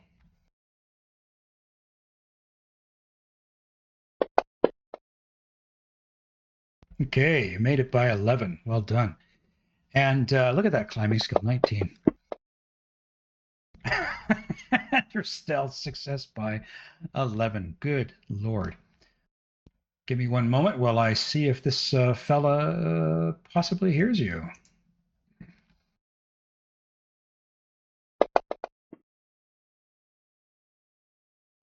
Okay, so Tolman, you get to the top of the tower, all broken and crumbled and fallen down, and you peer over very stealthily, and you see basically an outlaw. He looks confident, fairly strong. He's got a long bow. He doesn't have an arrow drawn. What else can I tell you? He's got leather armor. He's got a shoulder quiver. Oh, and he's carrying a spear, or at least there's a spear kind of leaning up against the part of the broken down wall. I think And Tolman's going to steal all of it. And he's just simply now looking towards to the south, towards the roadway. So what do you do now? Guy's going to look down and go, wait a minute, wasn't I wearing clothes? No, he doesn't have a helmet.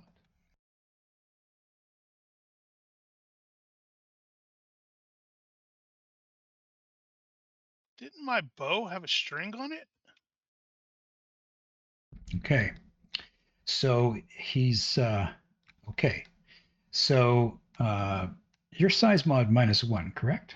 So I think you get a +1 to try to hit him. That is correct. So Tolman's basically saying if he doesn't have a helmet, he wants to try to bash him in the back of the skull with his baton. He doesn't want to kill him. That's Okay. a very violent halfling we have with us, isn't it? So the other thing I want to describe to you, Tolman, is you see that there is a set of stairs going down to a second level of the tower. And you can't really distinguish if there's any like voices or anything coming up from that.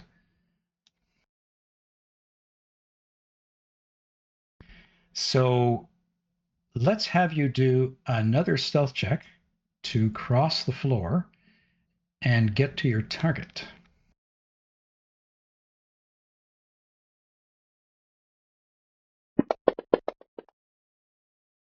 So he succeeds by 8. One perception check coming up.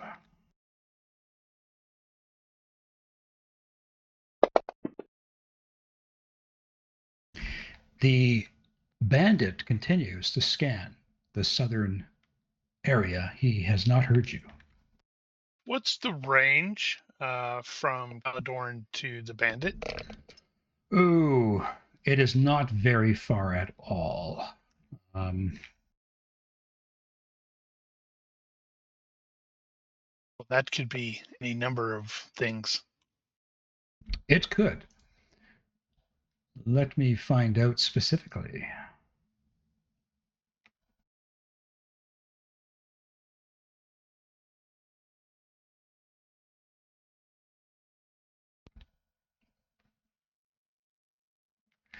It's about 7 yards away.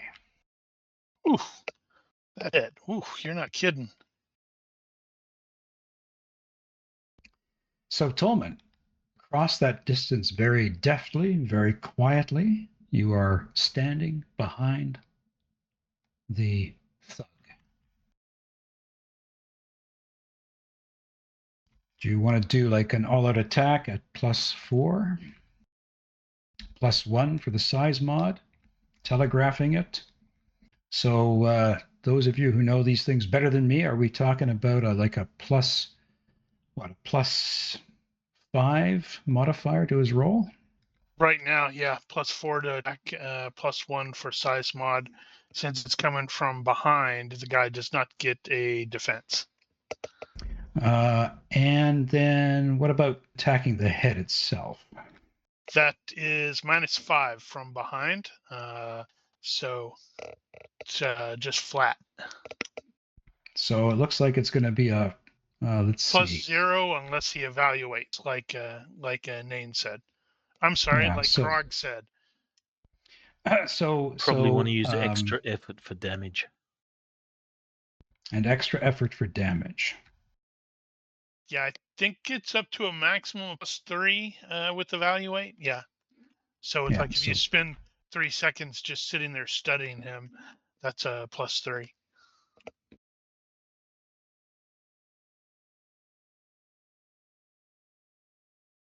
So let's just help Tolman out here and the GM. What would be the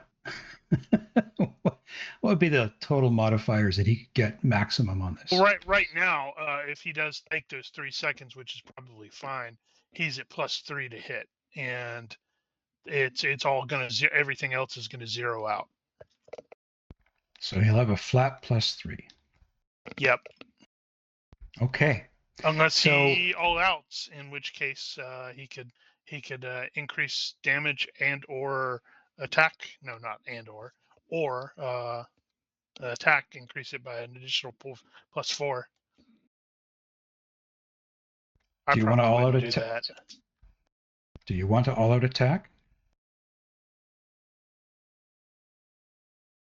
Okay, so he doesn't want to all out attack. So it looks like you'd be having +3. You'd have a +3 overall to hit him on the back of the head. Yep, and that is a skull hit. So here's where I'm going to just have a little fun with you. FX, can you make a universe reaction roll? Tell him no. Tell him no, you can't. Make a universe reaction roll, and and on a neutral or worse, he starts to turn.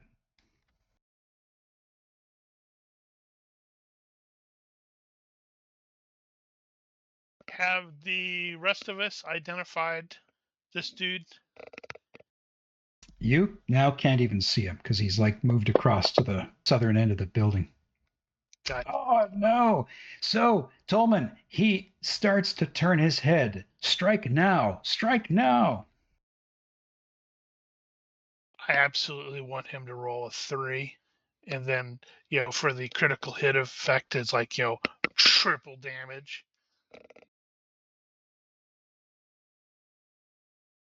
Yes, you can. Come on, Tolman you need to asks. roll a 3 or a 4. Well, success by 8. Tolman had said, I can do that extra damage from extra effort. Yes, you can. So he does not see the blow coming because you are well outside of his peripheral vision as he starts to turn his head, and you schwack him on the back of the skull with your baton. What is your damage?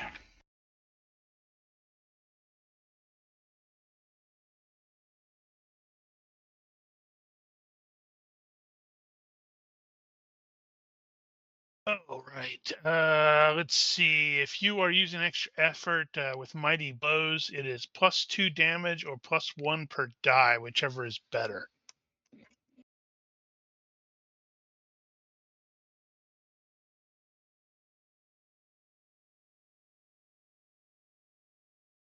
Yep, +2.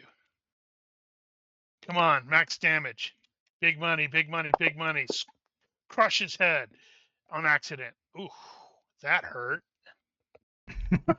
Ouch. So that's going to be 6 points gets through because the skull is DR2. And since it's a brain hit in that case, it's ×4. Is that correct?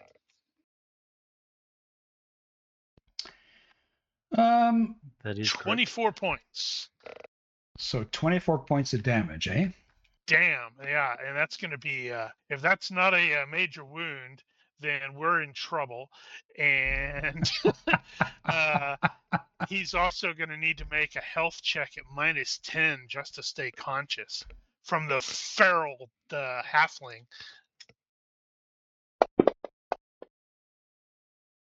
So, Tolman, you land the end of your baton at the base of his skull, and he drops like a sack of potatoes.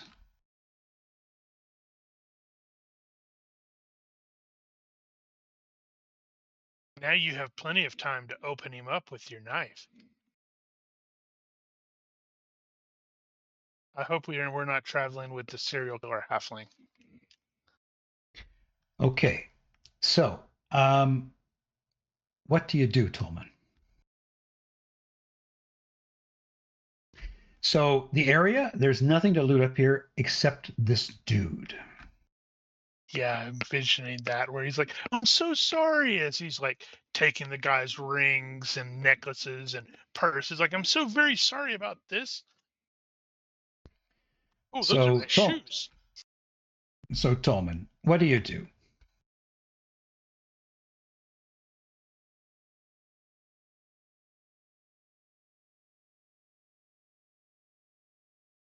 You search the body. Here is what you find. Okay. As you start tying him up, you notice that he is bleeding profusely from his nose and his eyes. You basically have killed him. Oh,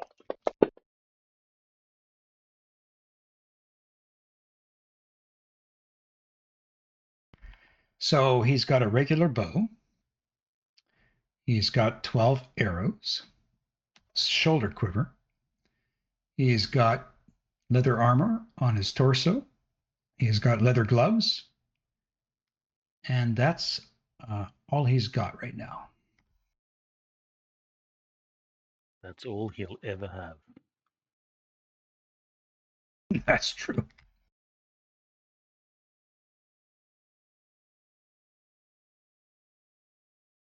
let's go back to the rest of the party. So Tolman starts to go over the body just to see what he can find.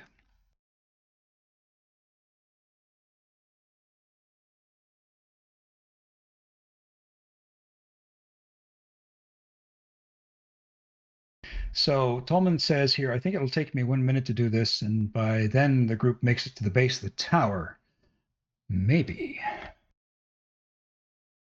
So what are the rest of you doing? You see Tolman scamper up the wall like it's child's play. He disappears over the top, and that's the last you see of the Hobbit.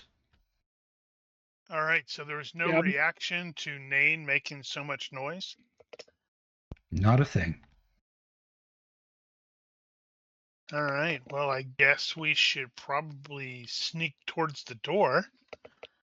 Crap, this is going to be indoors, so I'm going to have to put the bow away and break out the sword. Okay. So just take the time to explain to me, using the image you have before you, how are you approaching that door? Bush to bush to bush, low and slow. Are you trying to approach it directly, or are you coming from Stealthily? Well, I get that. Are you doing a perpendicular approach to that door because it's open? Yeah, don't want to do it openly. So you're kind of going like somewhere like this up to the side. Yeah, probably. Okay. Unless the terrain, is resistant to this. No, not at all. It's just as you see it, to low bushes, what have you. Okay, so let's get the stealth checks going, and you're going to all be at a +3.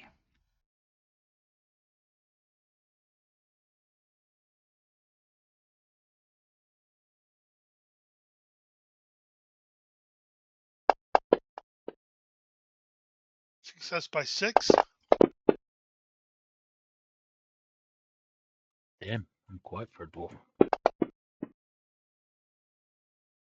Holy name. Good roll. Well done. So the 3 of you succeed in your stealth checks.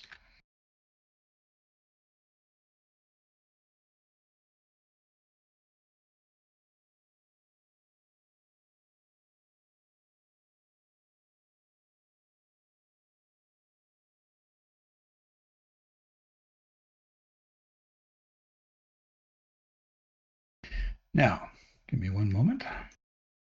Ori will whisper. Caledon, I don't like this. It seems too easy. Bandits. We could be heading into Known it. for nothing. Well then, spring the trap. Oh no! The terrain has changed. The terrain has changed. It's become hexy. All right, so can you see? What do you see? A grid and Okay, edge of a tower. okay. So you can't see into those. So where you are right, okay, so where you're moving yourself around, right there, Caledorn, that that is sort of subsurface. What you can see on the other side of you is the actual tower base. So if I just ping it here, that's the tower base. Is that showing up for you? It's a straight line. Yep. I can't move my character over there. Yep. So You that can't see is the here. wall. Yeah. Okay. So you are at the base of the tower there. So how do you enter it? Where's the door? Anything here is just another map a level you're not on yet. Where's the The door? The door is right there.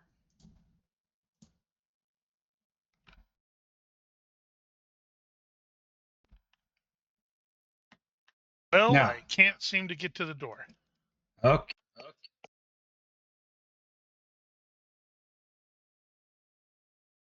Let me see if I can help you out. I'm also not so sure about this token you've given me.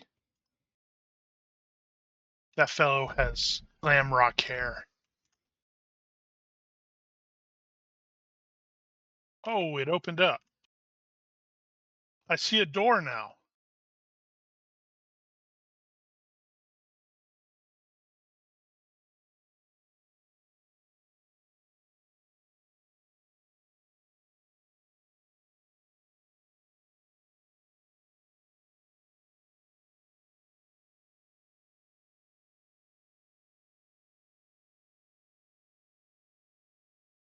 So, You have tokens locked. I sure do. I sure do.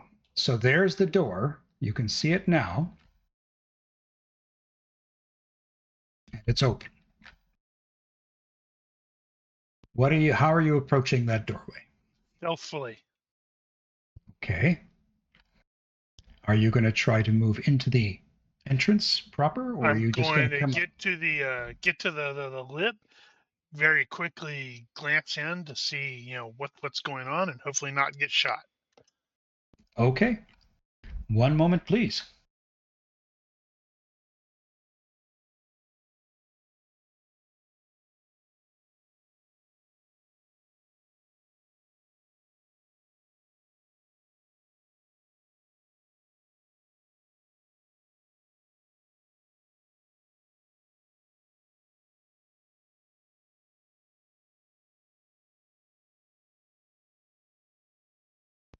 I'll be with you in a second.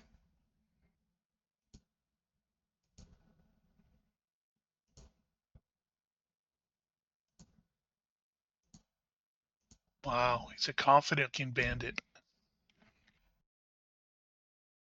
Yeah, just 1 second.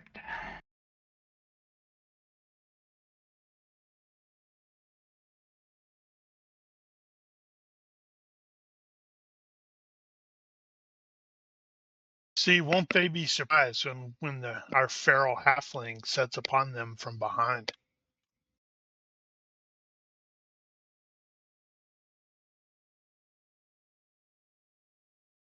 Okay, so cancel. I'll cancel all. So, Caladorn, what you're doing is going right up the lip there, correct? And you're quickly Yeah. and you're Yeah. quickly peeking in. Okay, so what are the rest of you doing? Are you kind of lining up behind him? Yes. Okay. Sure.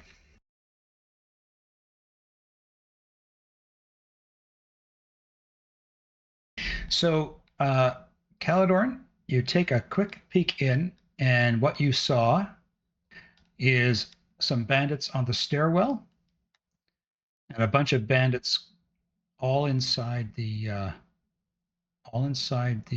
base of the tower. Tolman's asking if he still has fatigue from the last session. So I'm going to say that you can. How much fatigue do you currently have?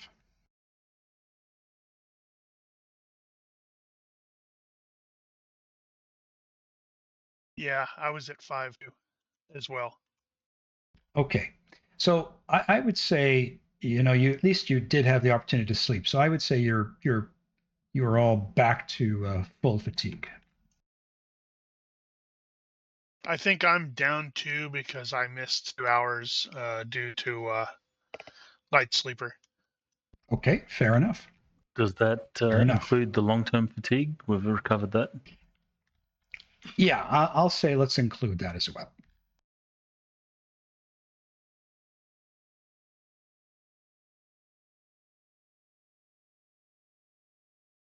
So, Caladorn, that's what you saw in just that briefest of glances. You saw a couple of bandits, one at the base of the stairwell. You saw another one up the stairwell, and you could see some other bandits sort of just lying about on the floor, but your guess is there could be at least 4 or 5 bandits in that room. Okay, so I am going to. Crap. I just wrote. Okay, yeah, I got a small shield. I don't have a buckler. So with my shield hand, I will gesture, 4 or 5, back to Hori. I'm not expecting Nain to do much, but fall down. Okay, so guys, you see him gesturing 4, 5.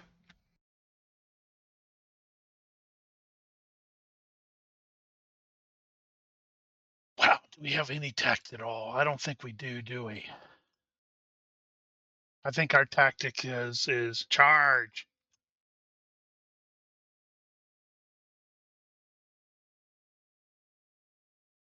And the door is open. Yeah, It's not. there's no quote unquote door. It is literally just an arch. So which ones were actually up? What you saw were the guy on the stairwell, the other guy just beside the end of the stairwell. They were awake. It looked like they were just kind of getting themselves up for the day. Okay. So once I'm presuming Hori is going to give me the go-ahead nod, like he's ready for it as well.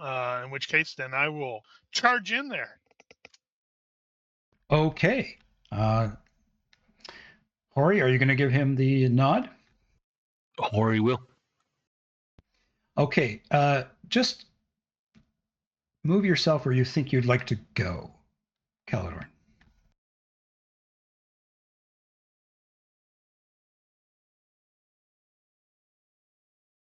Right there?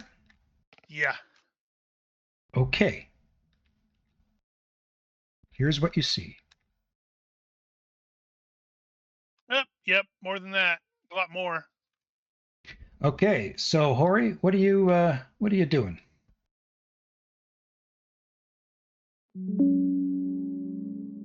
Following suit.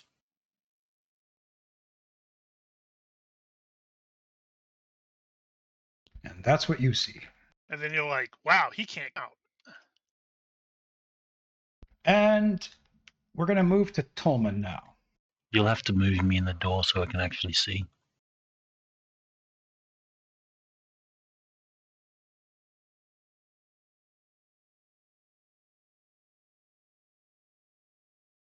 We'll go to Tolman now. So there's no hatch, Tolman. It's just an actual stairwell going down. Are you going to use stealth, or how are you moving down there? Okay, give me a stealth check, please.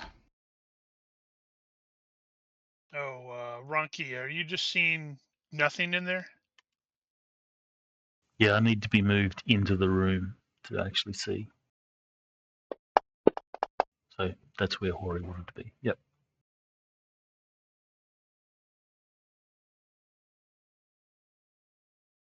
How about now? Can you see? That's good. Yep. Damn. Yep. Margin crit by 12. Holy crap. Okay, so Tolman marginally crits his stealth check. Give me a moment.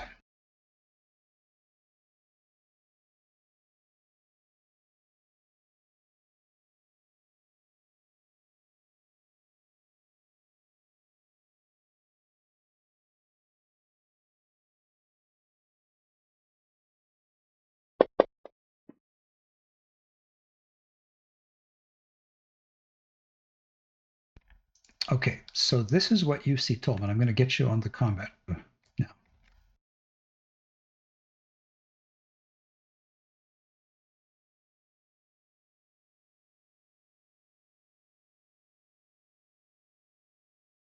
Okay, so Tolman, can you see the map where you're at?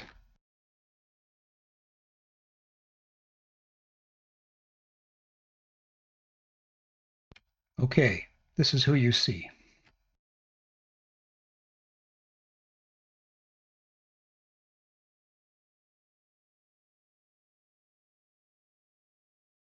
Do you see that piece NPC now?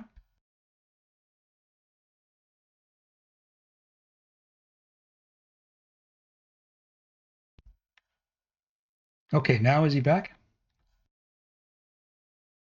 Okay, so you see what looks to be like a very angry old man with a blue hat and silver scarf, and he's kind of rummaging over here. He's got his back to you. Sneak attack. Gandalf. He's got his back to you, and he's just rummaging through some various things that are his items. And we're going to jump right back to Nain, I think. Oh, correction. Yep, we're not. Actually, wait. Okay. We're not.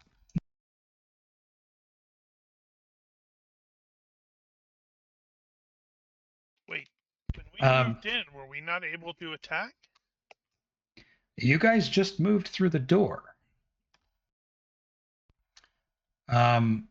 This guy, I guess if you wanted to do a move and attack on... No, it's fine. Yeah, but basically you just moved through the door, took a move action. Hori, you hear and see a towering muscular bandit to your left with a somewhat droopy-looking face, and he goes, What are you doing here? Now we'll go to Nain. Okay, We'll move up to the door.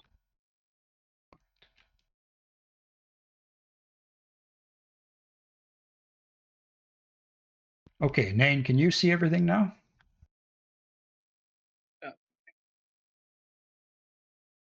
Sorry, we're stealing little dishes. Okay, so if you can see the inside, that's awesome. Yep.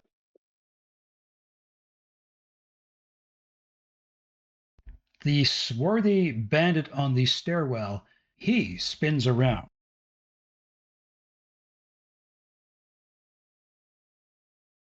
And everybody else is lying on the ground except for this fella here, beside you, Caladorn. And he just spins around as well and kind of like, where the hell did you come from? Everybody else is just kind of lying there and kind of now hearing somebody mention something about what are you doing here, and a couple of other gasps. And the old man on the second level, he continues to just look through some of his stuff, Tolman. And that brings us back, Caladorn. Let's see. Okay, so he's not necessarily a murder hobo, so he's going to shout for them to throw down their weapons and surrender. Unfortunately, I do not have intimidate. Okay. Do you want to try to default an intimidation roll? I am in the process of setting that up really quickly to have it defaulted. Let's see what that's going to look like.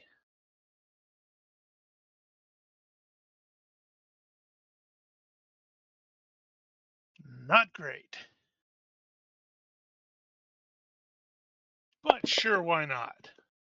Holy cow, by 0. Success by 0. Okay, so this fella, now you were directing it at the guy in front of you? Actually, I needed to look at that because there was the group intimidation thing that I was probably going to be trying. Okay. Let's see. It's not gonna. That's not gonna be a success then, because it's okay. -1 to skill per 5 people or fraction thereof, and I don't know how many there are total.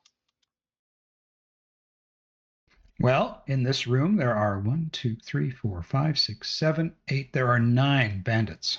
So wow, that's only -1, so it's a fail by 1. Okay. So I'm going to rule that basically the bandit. The bandits who are sort of on the main floor here, with the exception of the guy to Hori's left, and the guy that saw you walk in, and the guy on the stairs. These others are all surprised.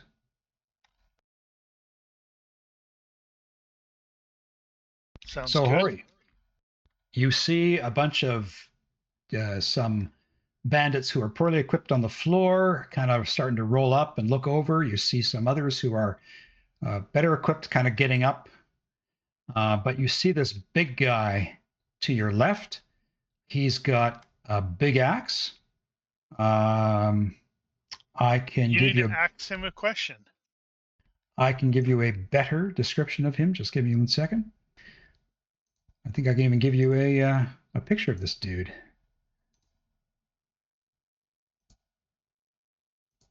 One second. Now you just have to figure out what hex the dude is actually in. Since Nosh is like putting literally standing between you and that All border. all in good time. All in good time.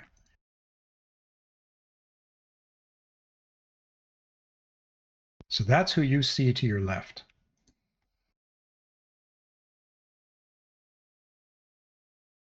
And he is equipped with a spear. Actually, he's got his axe in his hand. He's got leather armor, leather boots, leather gloves. That's it. Hori. He looks like he's got a very kind face. Hori actually feels guilty having to kill him. That's not going to stop him from killing him. He's just going to feel guilty about it. So because it's a stupid hex and a split, we're just going to put him right there. He's not in the wall. Yeah, you can get away with that. So, Hori, you're advancing on him? Yes, Hori will move up and he will say, we are here to end your blight on the land. Surrender or be sent to where do humans go?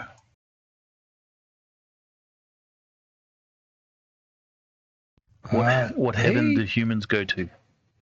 Well, in this game world, when you die, I'm trying to remember what happens to them. The elves go to the Hall of Mandos and they wait. Yeah. But I think human beings, no, human beings just die. And I don't know that there's a developed theology of what happens to human beings, except that the gift that Eru Ilivitar gave them is actually the gift of death.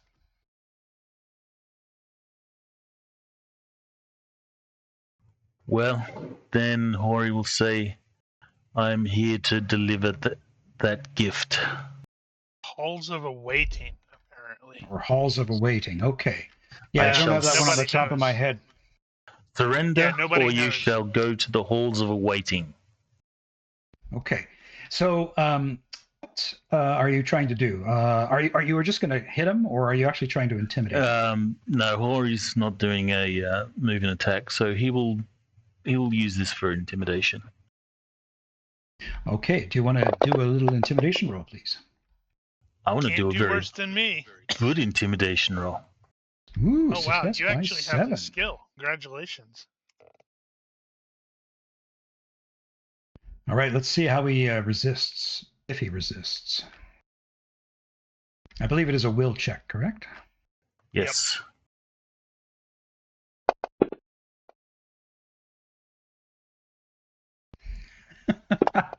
Crap, that was the wrong button. Sorry, ignore that.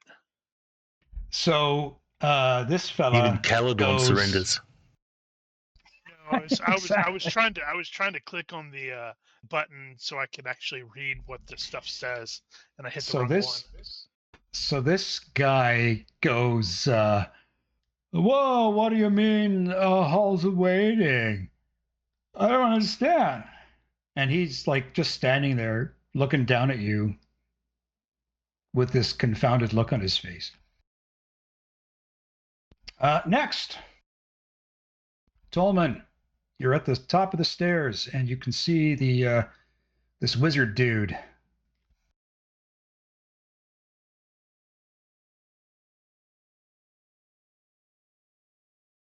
Come on, we want to call him Wizard Slayer. Okay, you're evaluating and observing.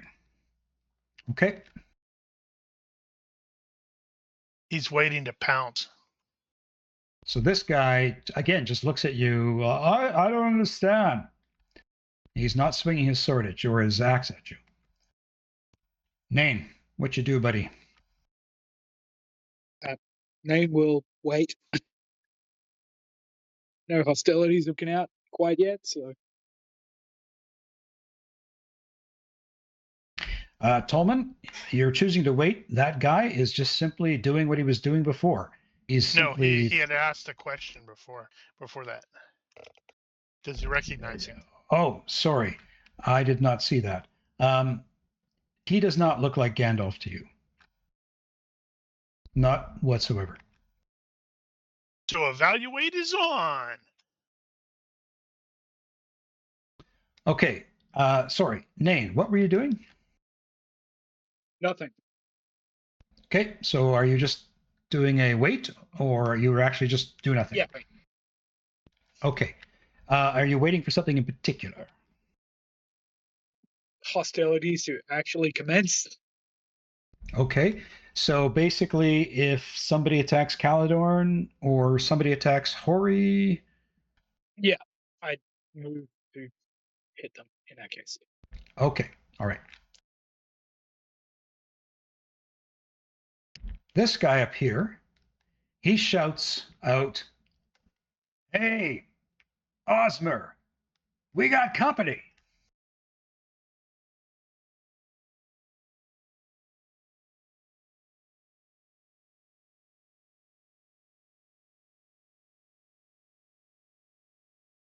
Sorry, this guy's rubbing his eyes, kind of getting up. This guy, he is going to basically take a step back, and he is going to ready the arrow that he was pulling out of his quiver. This guy, That hostile. this guy is simply rolling out of bed and looking around, as is this guy, as is this guy, as is this guy.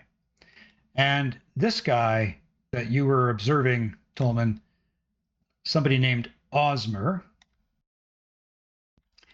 he sort of shouts over to his left, "What are you talking about? I didn't hear that." Over to Caladorn. All right, this dude is brandishing his weapon in my general direction. Yeah, he is getting an arrow ready. Step and attack. Okay. Do your damage. Well, I have to hit first. Well, I presume you're going to. Not necessarily, but hopefully. Success by 1, that is deceptive 2.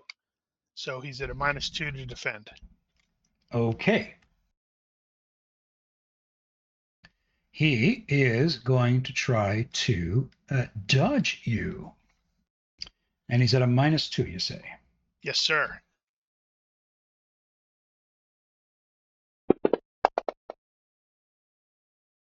Succeeds by 2. Well, that's irritating. Hori, son of Nori, what do you do?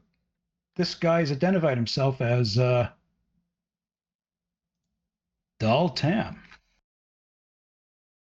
So he doesn't react. He's not raising his act. His axe. He's stupefied.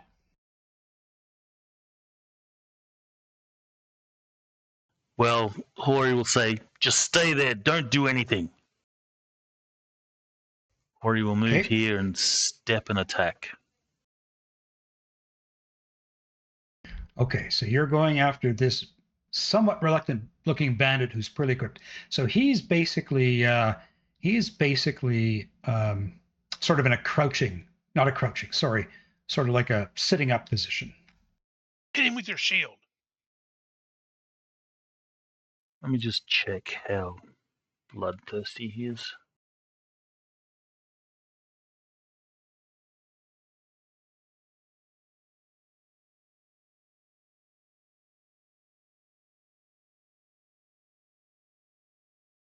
Yeah, Hori's going to hit him with his shield. Hit him in the face. Okay.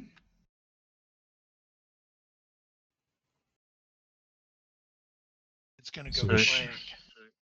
A shield bash to the face.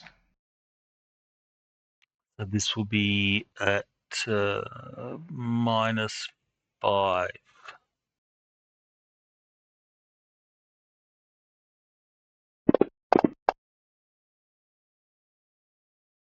Missed him. Success by 2. So because he is Well, no, technically that missed sitting, him because of the -5. Oh, it missed him. Okay, sorry, I didn't see that. That didn't have the -5 in there. Yeah, I didn't Okay, put it so on there. you basically you swing wide. Okay. Tolman, no change. The guy is just still rifling through his stuff, and he just says, "What was that you said?" Or sorry, this is your turn, Tolman. Oops, my bad.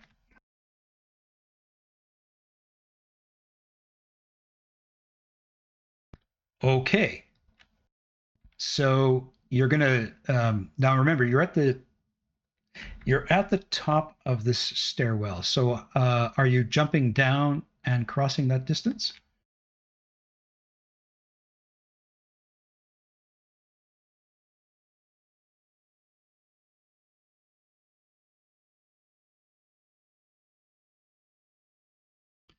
Oh, let's say that drop is about 10 feet.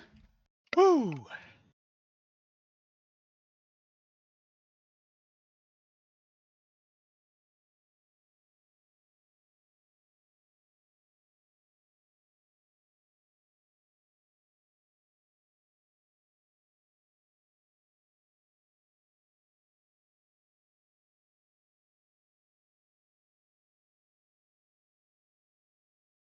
Okay, let's have you sneak closer then.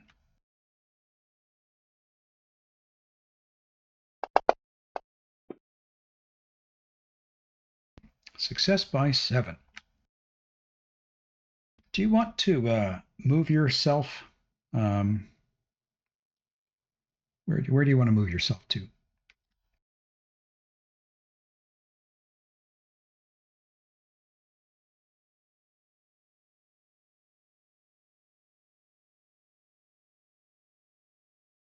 Okay. I've unlocked token movement, so why don't you move yourself?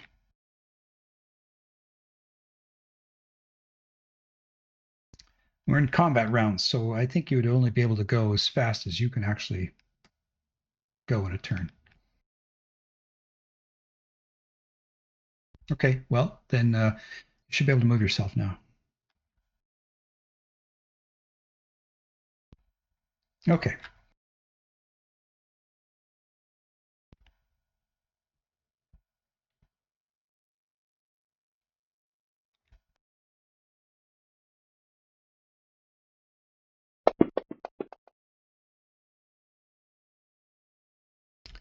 So, Tolman, you get up behind Osmer, and you notice that his head is kind of cocked your way, but not in a reactive sense. But he's definitely, I think, perhaps sensing that somebody is in the room. Daltam, he says, "Why you hit my friend?" Ning.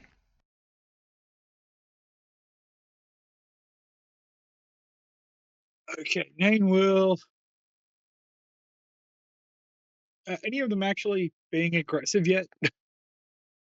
Well, this guy who was drawing his bow or putting an arrow into the into his bow, he was.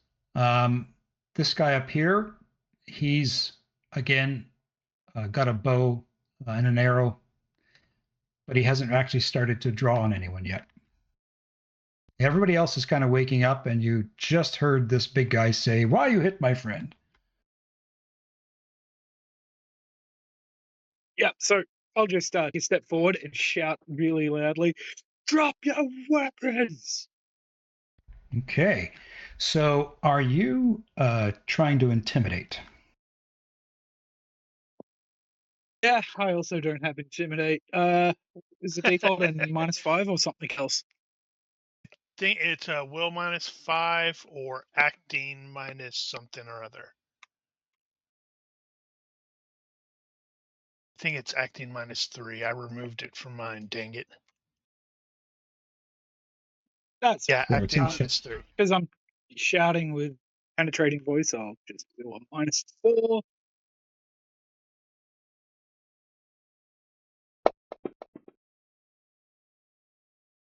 That went well. All right. So you see these ones who are kind of in blue. They look reluctant, you know.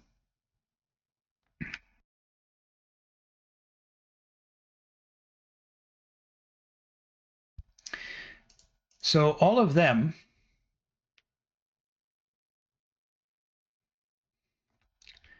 they are not exactly what you'd call confident in any way, shape, or form.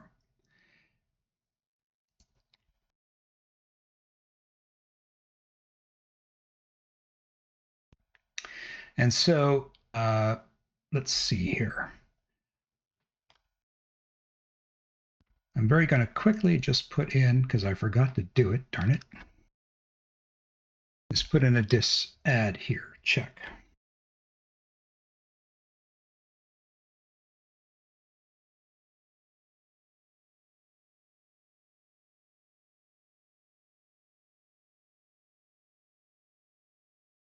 I'm just going to make a group roll for all of them. And they all literally just drop everything in their hands and put their hands up. Every single one of the ones in The blue. ones in blue. Okay. The ones in blue. You just need to shout louder. So, Nate, advance the tracker, please.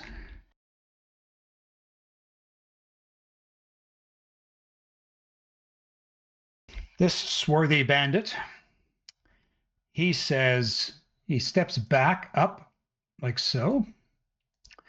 And he says, "Osmer, for God's sakes, we're under attack." And these more confident looking bandits, they're now jumping up from their bedrolls.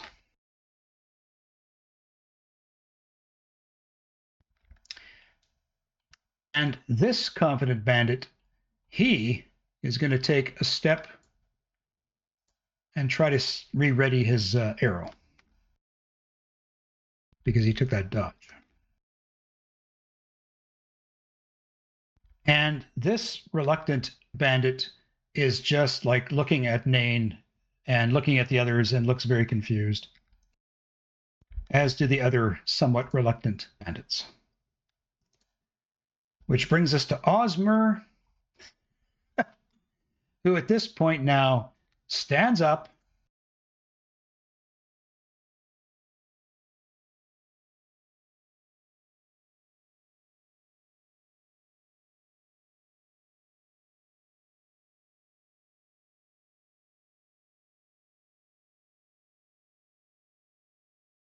This guy, he stands up and he says, "Why must I always have to deal with things myself?" Stands up and he can sort of see the head of that other bandit coming up the stairwell here. Over to Caladorn. All right. Step and attack. Let's try this again. Fail by 1. Figures. Okay.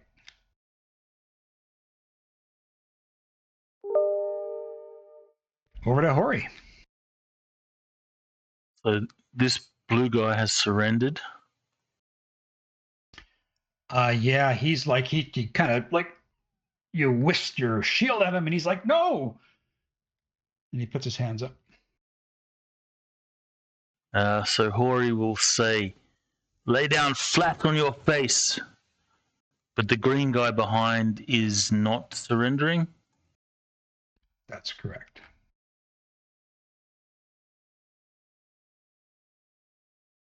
Hori will move there. And he will say the same to the big guy, Dultam. He'll say, you, lay down as well. Okay. So if I may, because it's just 1 second, would it be accurate that you're moving and just saying Not kind of to both of them, lay down? Yes. Okay. All right.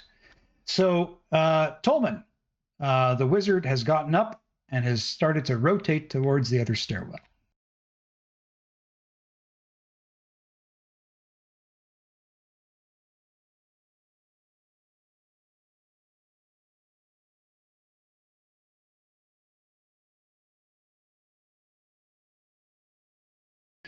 Okay, go for it.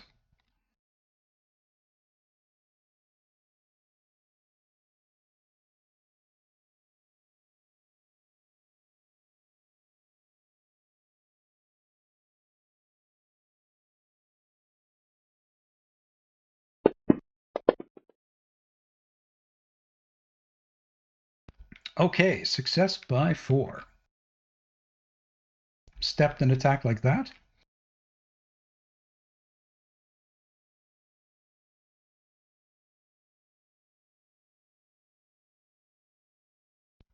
Okay.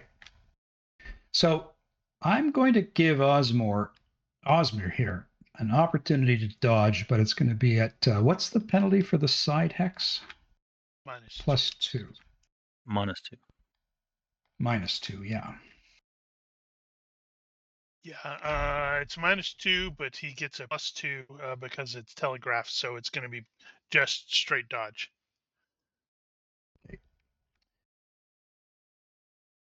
So as you move and he turns his head, he sees a movement in the corner of his eye. But he still fails. Doesn't matter when he rolls like that, because Tolman's going to kill you. He's a feral halfling. So He's a dark sun halfling. Oh, maybe not. Okay. So 4 That's points going of to be 2. That's going to be a total of 8 points of damage because 4 -2 for skull DR times 4 for brain is 8. So he still makes the health -10 because his brain just got rattled around. Yeah. Good times.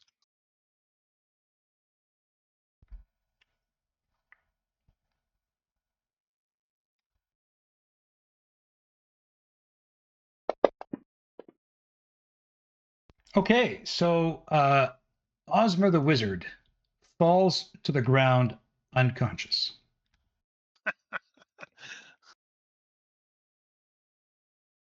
Moving right along. Please tell me he was supposed to be the big boss because that would be totally appropriate. So Dultam, he goes 1, 2, and he takes a swipe at Hori.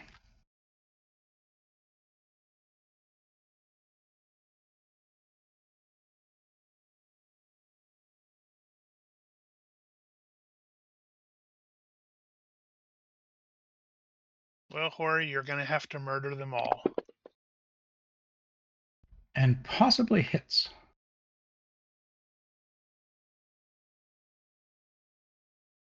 Well, that will be a side hex. So Hori will retreat.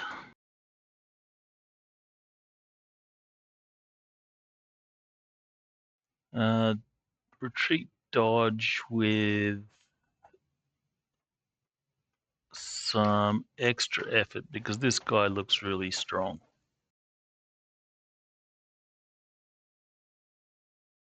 Yeah, he is very strong.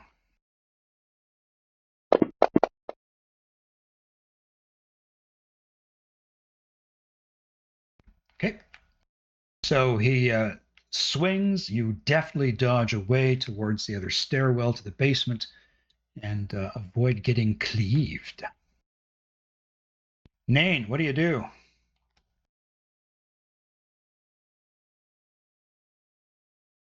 Nain will make a heroic charge and whack Dull Tam in the back. Well, not quite. Okay.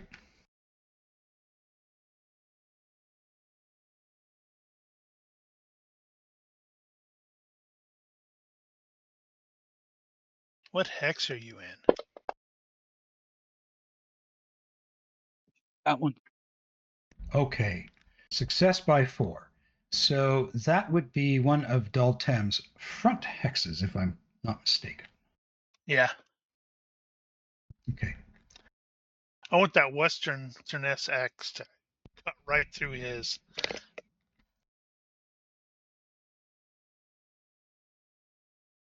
So he is going to try to dodge.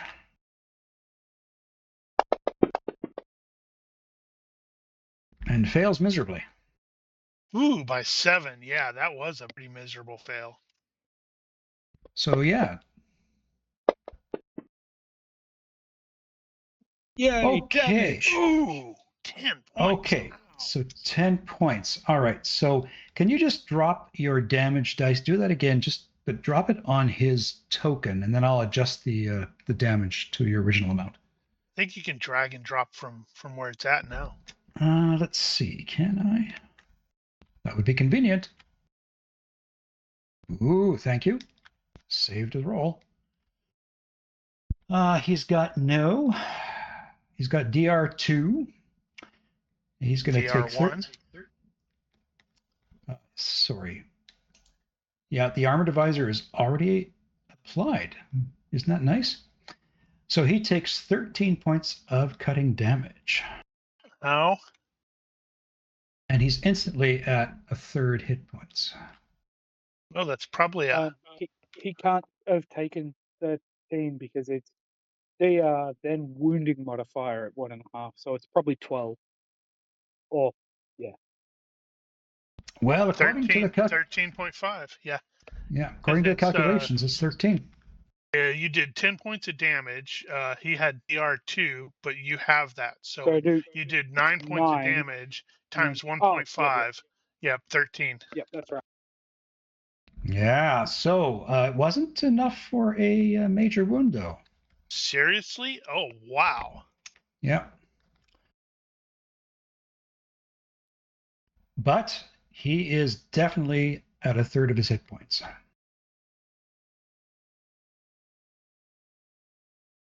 And let's see here. Yeah. Okay, hang on a second. Wait, that doesn't make any sense. If he went from a third, a major wound is a half, right? In a single blow, it's got it. Well, that's interesting, because why wouldn't it not shown up as a major wound then? Because you're right, he's got 18 hit points, so that definitely would have been more than half. Yeah. Major wound to the torso, you must make a health roll. Failure means you're stunned and knocked down. Failure by 5 means you pass out. Okay. Well, I didn't see it indicate a major wound. That's hence my not going there. Let's have him do a health check. He gets 18. +3. Roll an 18. He gets +3 for high pain threshold. You rolled an 18. Look at that. That's amazing. That's good, because Hori would have been sad to have to kill him. All right, so Daltam just drops like a sack of potatoes.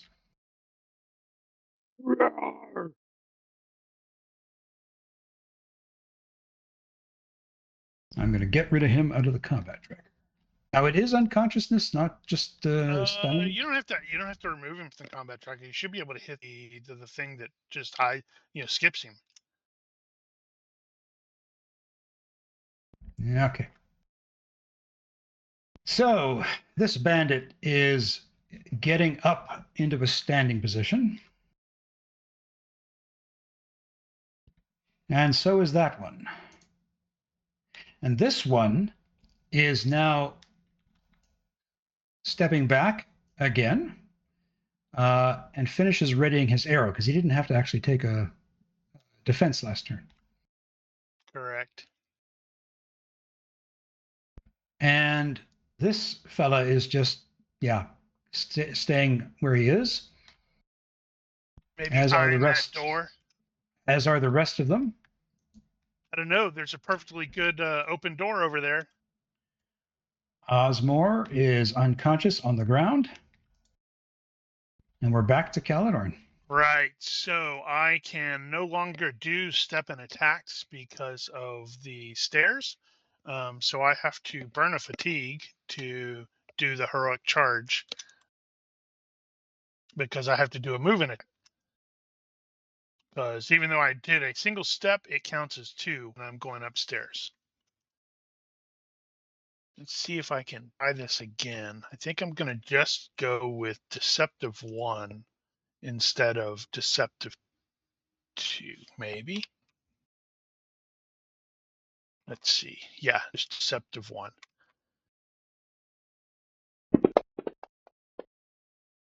Man, I am trying to fail these rolls. Success by 2. Are. Okay, let's see if he dodges.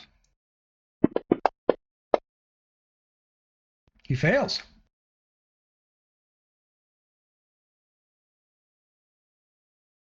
Right. It helps if I push the damn button when I'm talking.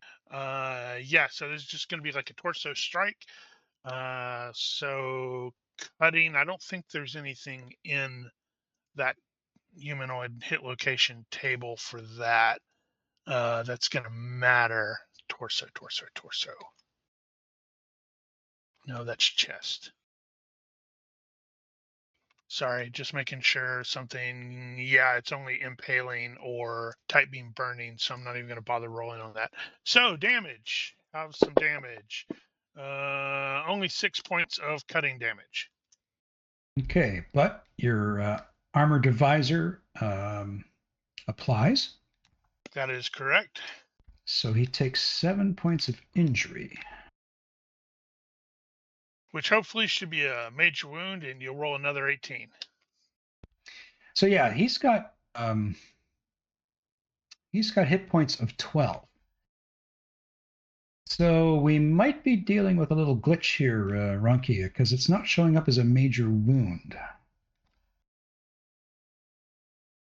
Okay. Or no, is it? Hang on. If it is a major wound, it should just say the words major wound. Yes, it'll say it in a little info section there. Yeah, no, it's working. I'm just thinking there should have been an extra box or something to say ding. So it's just me. Yeah, it's a major wound. So he is going to have to make a health check, and he'll be at half move and no, not half move and dodge quite yet.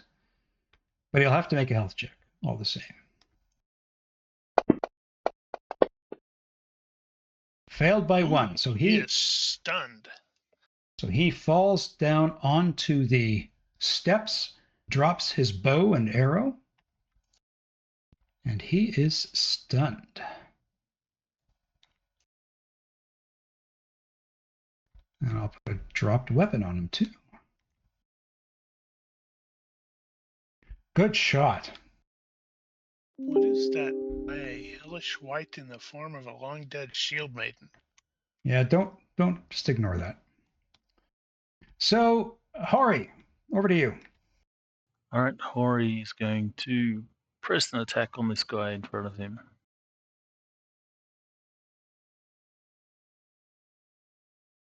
While fighting the urge to be surprised that Nain didn't fall over. It's because Nain fell over outside, got it out of his system, right? I think I can do a deceptive. Um, I'm sorry, who one shot the big Deceptive bad 2. guy? Yeah, that'd be a -4 for you there, Ronky. Yeah, see? Easy peasy. Okay, that was on Bandit 2. Correct. Okay, so he's still sort of sitting. He'll be at a -2, I believe, for a defense because he's sitting. That'll probably And be that'll be a -4 for the deceptive as well. -4 in total No, total, for a yeah. dodge. So just so we're aware, Ronky would have been at an additional -2 as well because he was sitting, but it didn't matter. He would have still hit. So he failed his dodge.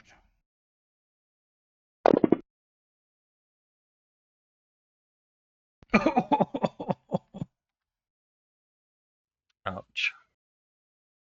Well, the dwarfs Okay. are living up to it.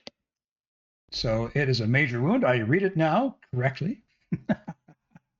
That's always the thing. It's like, no, this So isn't he- working. It's like, are you not So- looking at the thing? So he is instantly dropped to -1 hit points. Ooh. And we are going to have him make a health check. If he's also at -1, that means every time he does anything, he's got to make a health check. Yeah, so he is not stunned. He made his health check. Tolman, I believe you probably saw a guy's head start, coming up from up there. That was the guy who's backing up. So we're just gonna back up to the guy that was knocked down. So he's at -1. Does he roll for consciousness next turn? Yes. All right. Okay, so Tolman, Osmer, his body is slumped over in front of you. I want you to make a perception check to see if you notice that head of the dude. Seeing as how we're in combat. You do. You see this head and kind of shoulders of this guy. If I can find his image. Oh, he has an image and a name. Oh yeah, So that's he who you looks. see. Yeah, you need to clip that stupid haircut with your baton.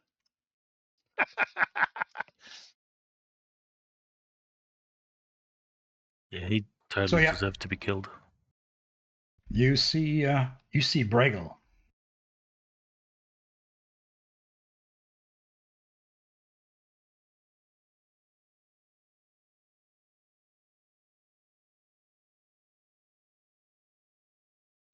Yeah, he's coming up the stairs.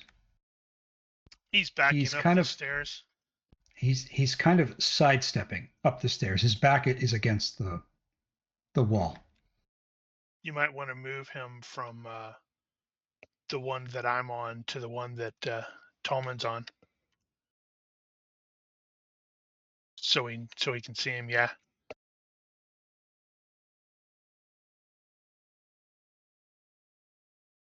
That is a fast halfling.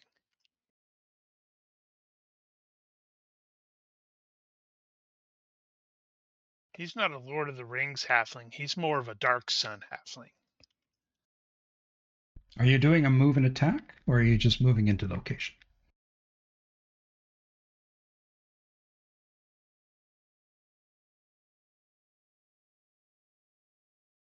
Okay.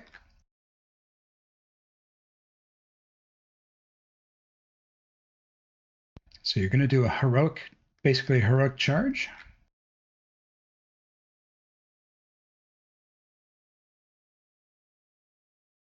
And you're going to do a telegraph.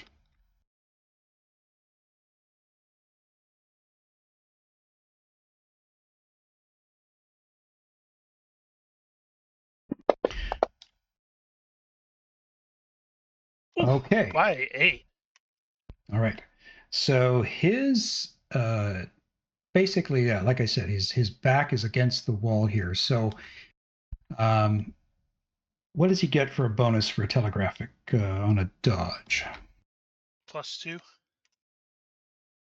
But if it's from Okay. the back of the skull, that means it's from behind. Well, I don't know how he can. He's been looking this like. There's no way Tolman can get it behind him, right? His back is against the wall here.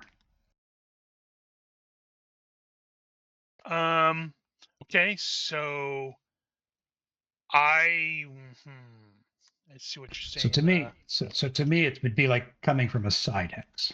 So in that case, it's just going to be a straight fence because side hexes is -2, but telegraph is +2. So Yeah.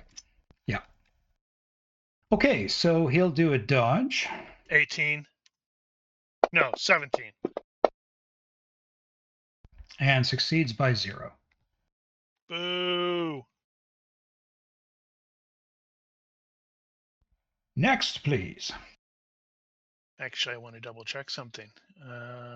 Yeah, it doesn't matter. He succeeded.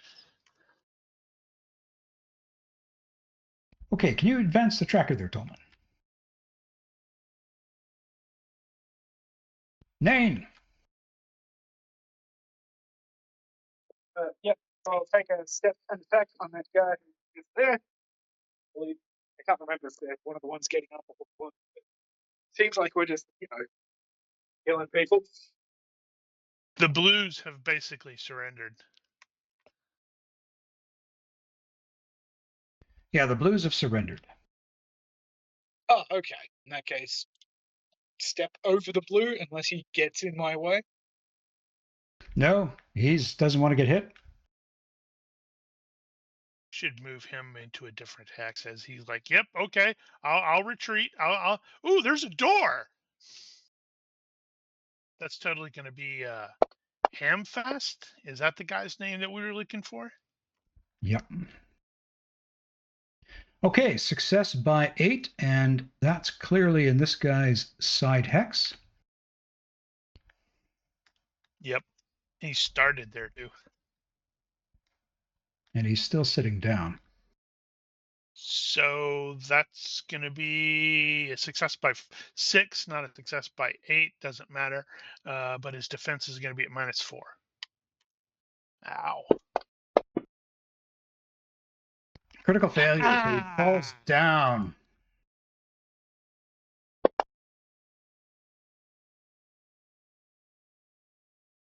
And takes 7 damage on the way. 9, All right. actually. Major wound. He's at -10 hit points. Yeah, I think he's probably done. He's like, nah, I'm done, bro. So I'm going to just say he is gonzos. You hit Okay, him click so that, hard he Sorry, explodes. Harvey, I didn't mean for you to be covered in gore. click that advance, please. Okay, so we're going to go back here. So we're going to retcon this. So Tolman, we're going to put you back over here. When I said he was coming up the stairs with his back, like he had total view of like everything in front of him. So if you were moving like this way around him, he would have easily seen you coming. So let's replay this little combat. What do you do? You're standing there and Osmer's unconscious, and you see Bregil coming up the stairs with his bow.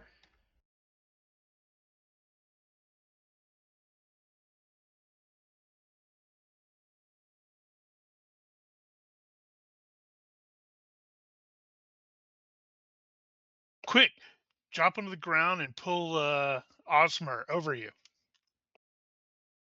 Okay, so there are no tables. You could try to move over to like here, or get yourself way back up that stairwell because he can't see anything over here above him because that's just the next floor. So you could move over here to hide, or get up to the next level.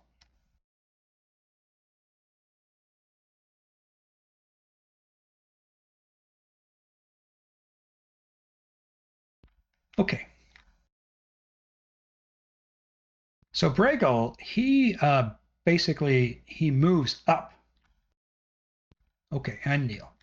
Bragle basically here because to check in on Osmer, and he's like, "What?" Because there's Osmer lying unconscious. Quite possibly bleeding from the skull. So this confident-looking bandit, he goes.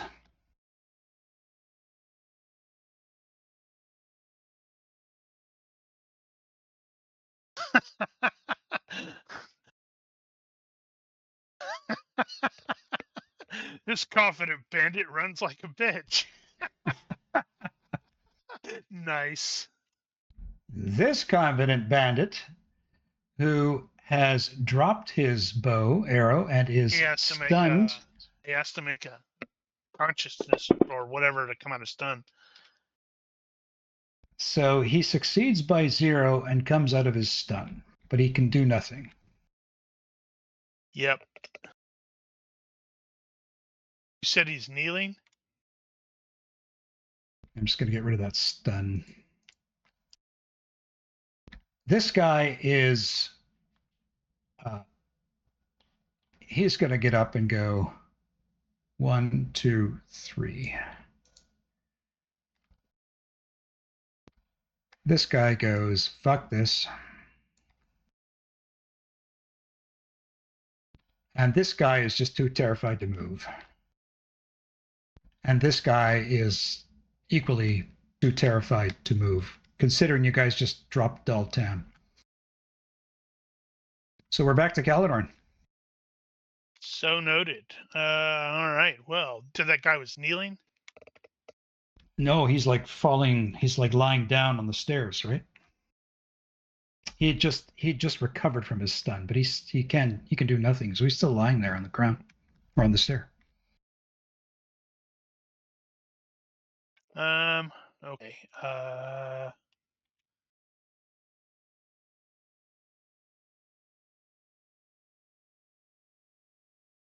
Let's see. What is it? Is it target is okay? It's just -2.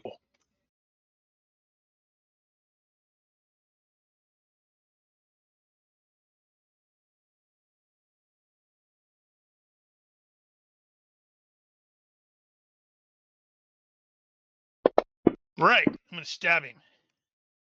And then Okay. plan on charging up. He's lying down, so that's a -3 to his defense.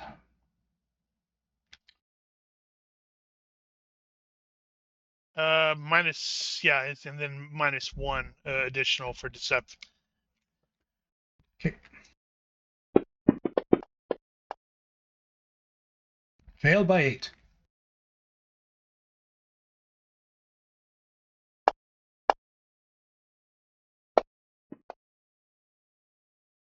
Oof. Oof. 8 points. Let's see. Major so that's wound. What, 7 points times 1.5. What's that? 10? It's 14. 14. Oh, right. Yeah. Paling. Right. Yeah. Duh. I'm telling you, Ronki's amazing computerization skills here. Awesome. It helps a lot. It sure does. So major wound, but he is at -9 hit points. So I'm just going to see if he's like conscious.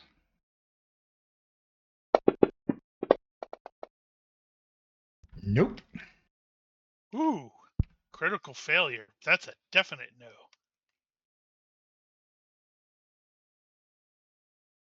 So he passes out. Okay, Hori, son of Nori. Since no one here seems to want to fight,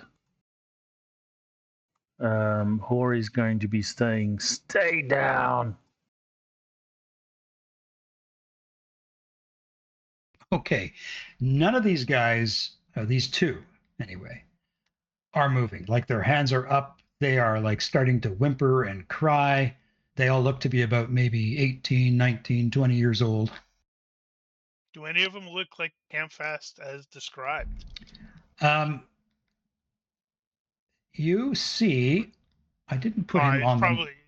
probably be Hori, not me. Yeah, I didn't put him on the map, but you see, I'll just ping it here. You see a terrified teenager huddled over here.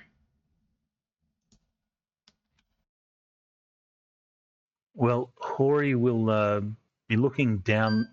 I assume these stairs go down, so he'll be looking down the stairs to see if there's anything immediately there.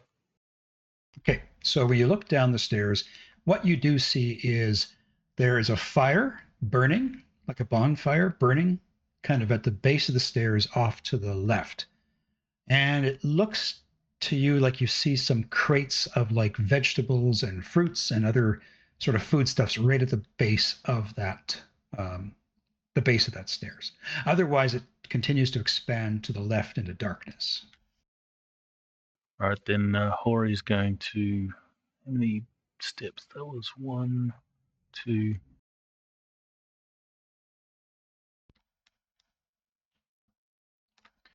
Are you going to go down the stairs? No, Hori's going to the kid. Okay. Okay, Tolman, so you were kneeling on the stairwell, I believe. Okay, so you sheath your baton. Okay. And Nain. What was Nain doing? Just, I guess, looking around this room. Okay. So you continue to kind of scan the room. You see the bedrolls at your feet. You see the personal possessions of these people kind of lying there. Okay, so Bregel, or Bregel, whichever, he is like now he is now super paranoid. And so he takes an immediate step this way and kind of goes up against the wall. And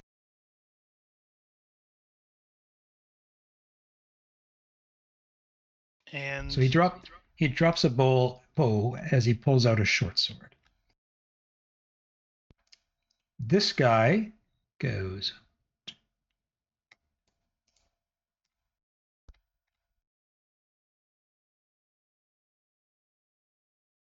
Well, anyway, this guy is like getting out of here. What we don't know is that Harold and his sons are out there with the bow, picking off these guys as they come running out. So those bandits just run for their lives. And the bandits who are left are just sitting there with their hands up. And this brings us back to Caladorn. All right, so he's going to advance up the stairs. He's not going to. So it's basically doing a move. What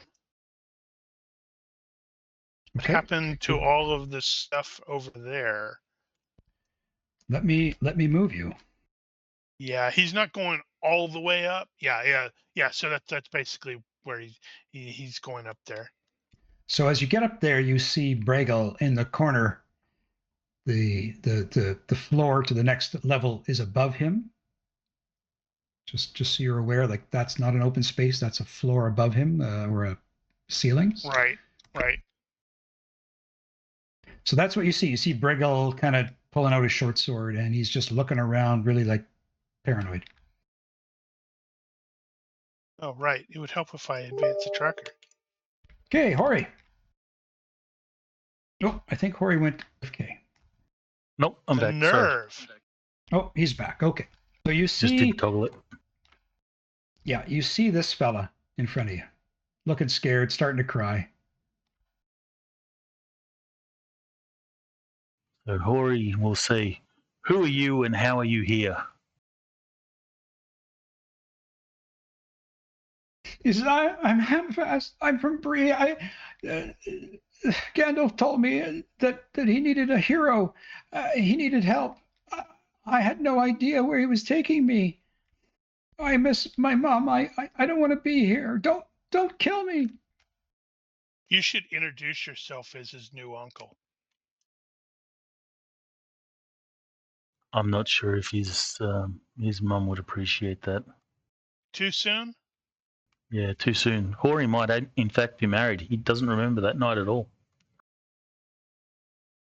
So, Hori, yeah, that's Hamfast, and he is absolutely terrified. Well, Hori will say, just stay put, boy. We'll get you back to your mum. Or mother. Okay. Tolman, what do you do?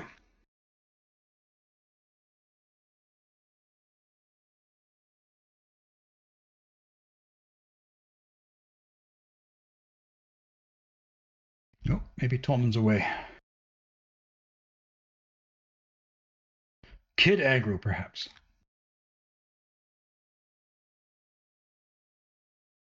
Yeah, he did say quick AFK earlier, a little bit early. Okay. Up. I think he was drawing his short sword. I think that's what he was doing, if I'm not mistaken. He was putting the baton back. Or maybe he was going for his bow. I don't know. Would it be fair to say that he's moving up the stairs and preparing something? Sure. Then we can retcon it afterwards. Nain, what do you do?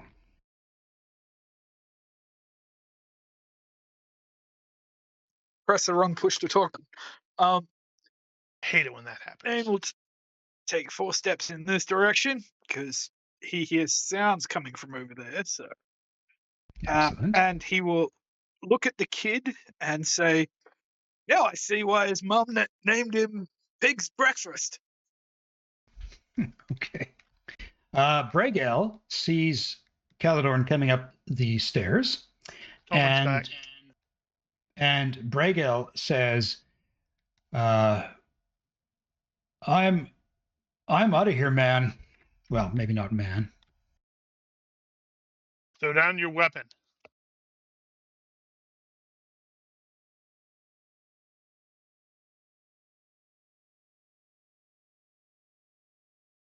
So Tolman, we had you move up the stairwell, drawing maybe we weren't sure if you were getting your bow ready or your short sword ready, but Bregel just is coming not after you. He just wants to get away from Big Bad Caladorn. Yeah, he doesn't know that I'm backing him towards the feral halfling.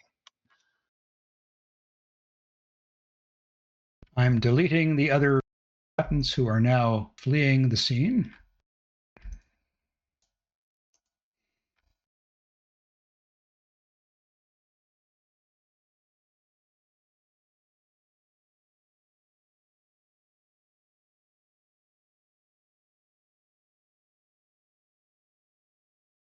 Excuse me, hang on.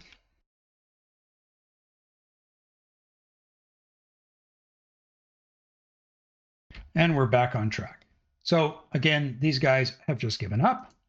We're back to Caladorn. Where did one dude go? You mean Bregel? Bregel? Yeah. He should be. Wait, I see him now. He ran way over there.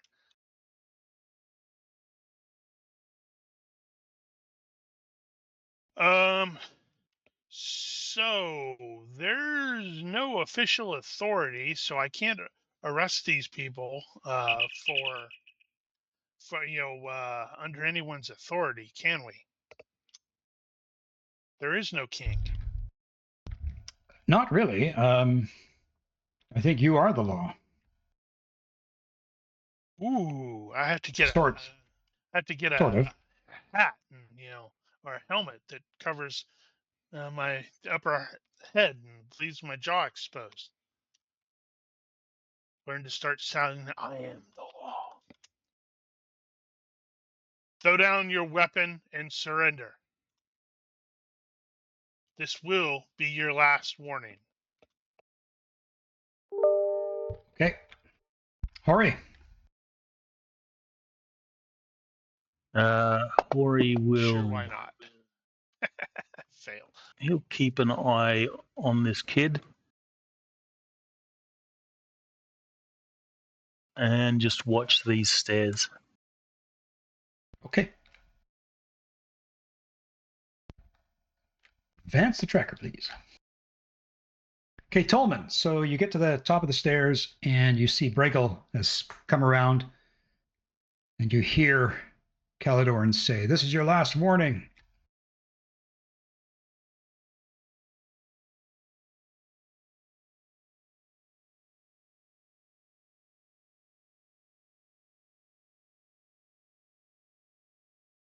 Fast draw and arrow. Let's get that roll going.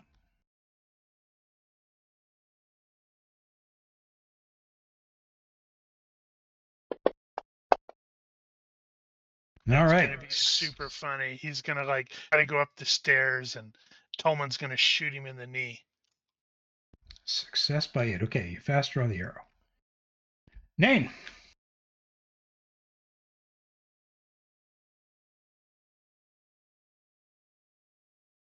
Are you going up to the next level? Looks like it. Yes. Let me help you with that. Well, That guy better be afraid. Here comes a tree. Okay.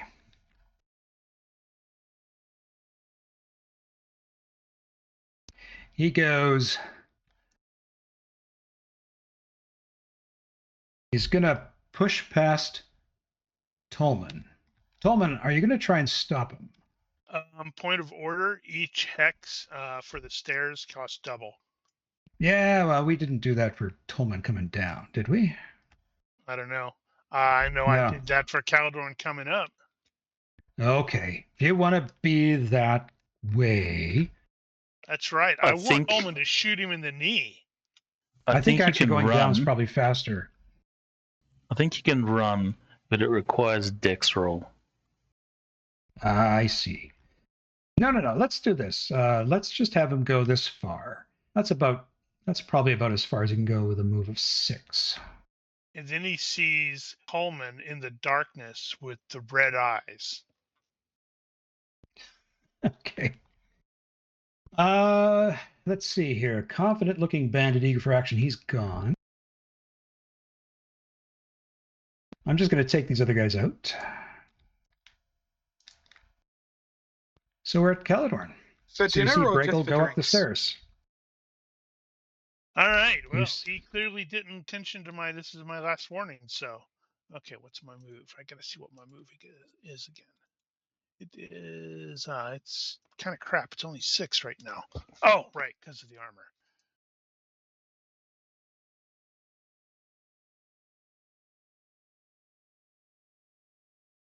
I will move to the base of the stairs.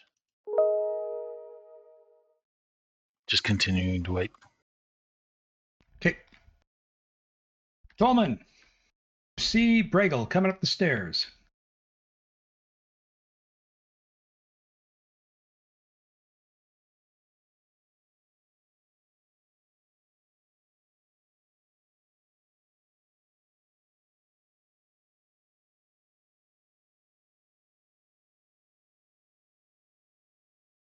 Tolman shrieks, "Ah, stop!" and lets his arrow fly somewhat accidentally.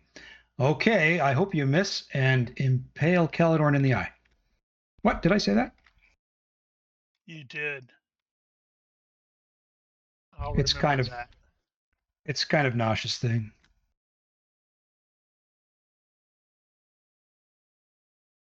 I want Tolman to roll a 3 and drill this guy in the eye and drop him. It'd be funny.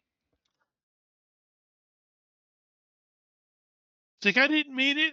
Honest, I didn't mean it. And we're like, yeah, we're starting to doubt that.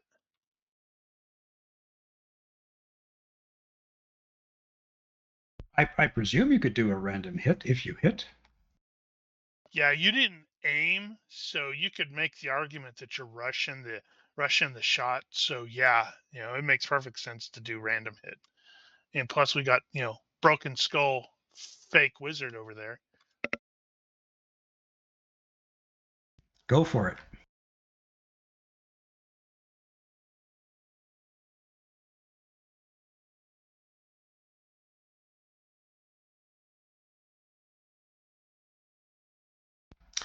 So let me check something quick. Veery. Says Stolman. Let me veery something quick. I think he meant verify.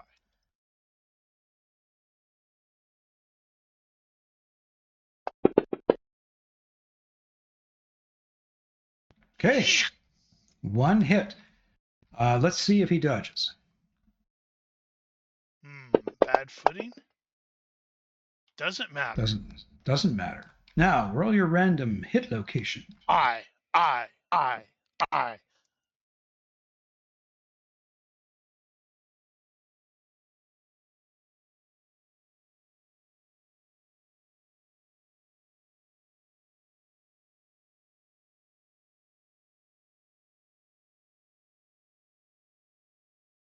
I'm not sure if I got that one loaded or not. Oh, I must have.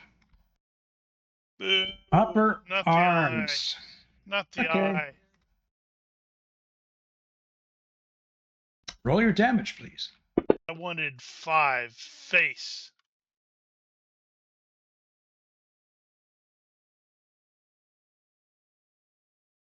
Followed by what would that be? Followed by a 6 eye. All right. So basically 1 point of damage to his arm.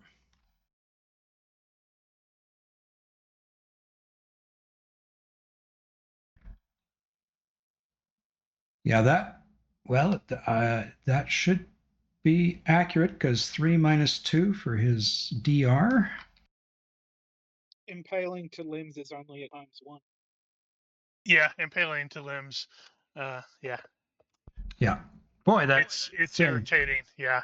that magical calculator that Ronki built really is comprehensive. Okay, please click the tracker. Nain, you come up the stairs and what you doing? That's his turn. He walks up the stairs. Okay. Click the tracker, please.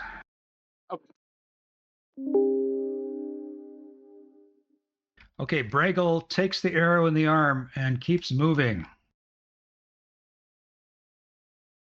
Tolman, are you going to try and stop him?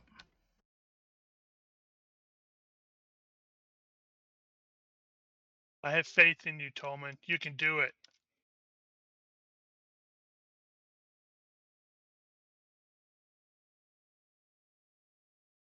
Nope. Maybe we got aggro here. Kid aggro again. What would it be? A contest of dexterity? I know it's the evade skill. An acrobatics check on the other guys to move through the hex unimpeded. Otherwise, I'm pretty sure Okay. it's just difficult terrain. All right.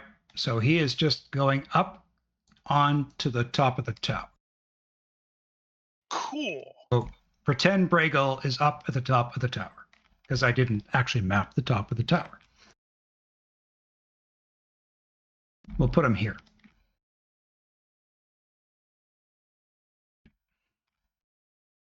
Caladorn. That's as far as I can get with the doubled, but I am definitely pursuing. Okay. Ori, still watching the stairs? Still watching the stairs, watching Hamfast to make sure he doesn't bolt and those that have surrendered. So I'll just wait. Okay. You can effectively Dolman. skip him unless something else happens. Okay. Dolman, what you doing?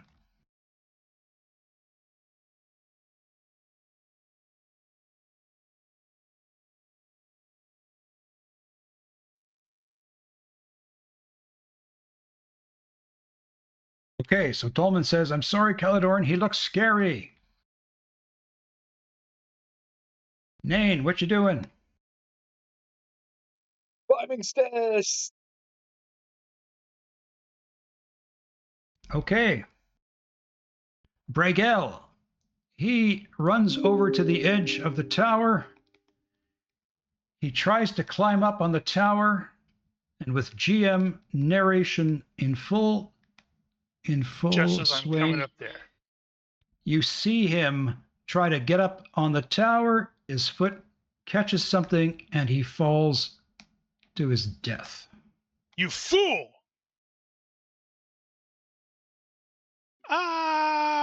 Splat. Well, no, not splat. Probably more like crunch. More like a crunch.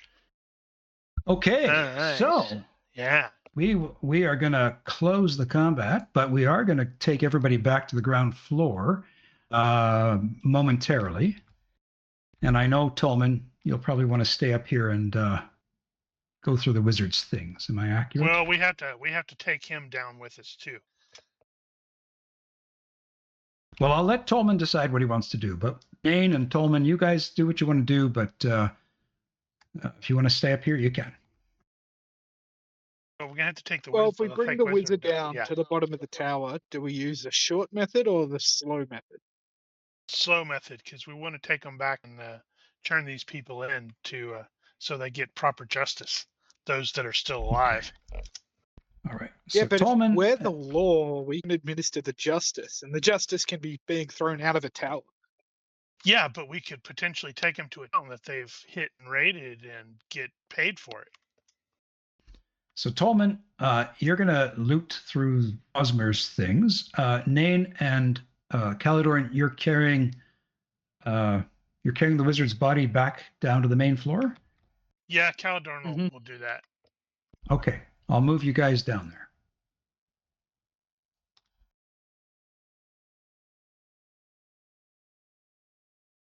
We turned around and we lost our feral halfling. Oh no. Okay, so I realize we're at time, but tell me, what are you doing about the basement? Do you want to go down and take a peek? Once everyone's down, then Hori will certainly go down cautiously and check it out.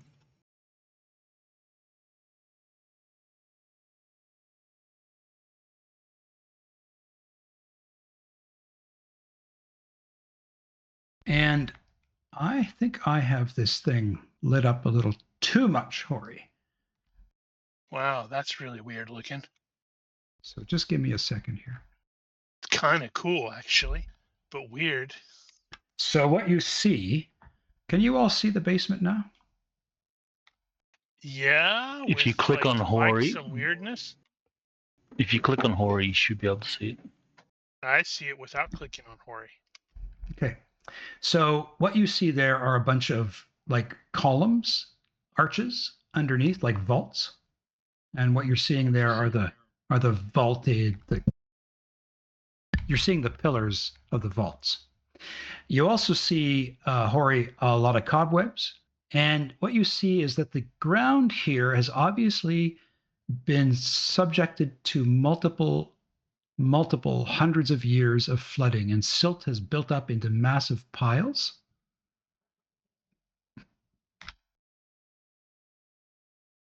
And so you can see the remains of some of the floor, but there are like mounds of basically mud and layers of earth that have just built up over time. So we are going to call it here, and you're all going to get 2 character points, please. Shiny. And when we pick this up again, you can decide if you want to explore the basement a little bit more, or whether you feel like you need to get some people back to Bree. Alrighty. Is there much more to go with this adventure? Are we looking at another session, or? Yeah, I think at this point we'd have to do another session. But that will give me time to develop some more additional material to build on that session. Yeah. And I think we will just we'll draw it to a close for this session for now. But do you have any questions before we close out?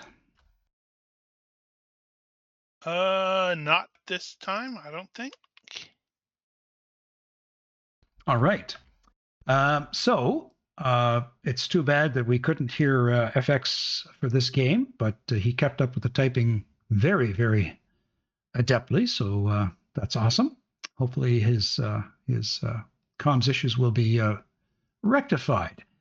Anyway, Rocky's going to use that money from Twitch to send him real headphones. There we go. If you're watching this, thank you. And if you have questions, corrections, suggestions, feel free to leave a comment here or find us on Discord. Please consider liking and subscribing to our YouTube and Twitch channels. Thank you for watching. Olympus out. Bye-bye. Bye bye. Bye-bye.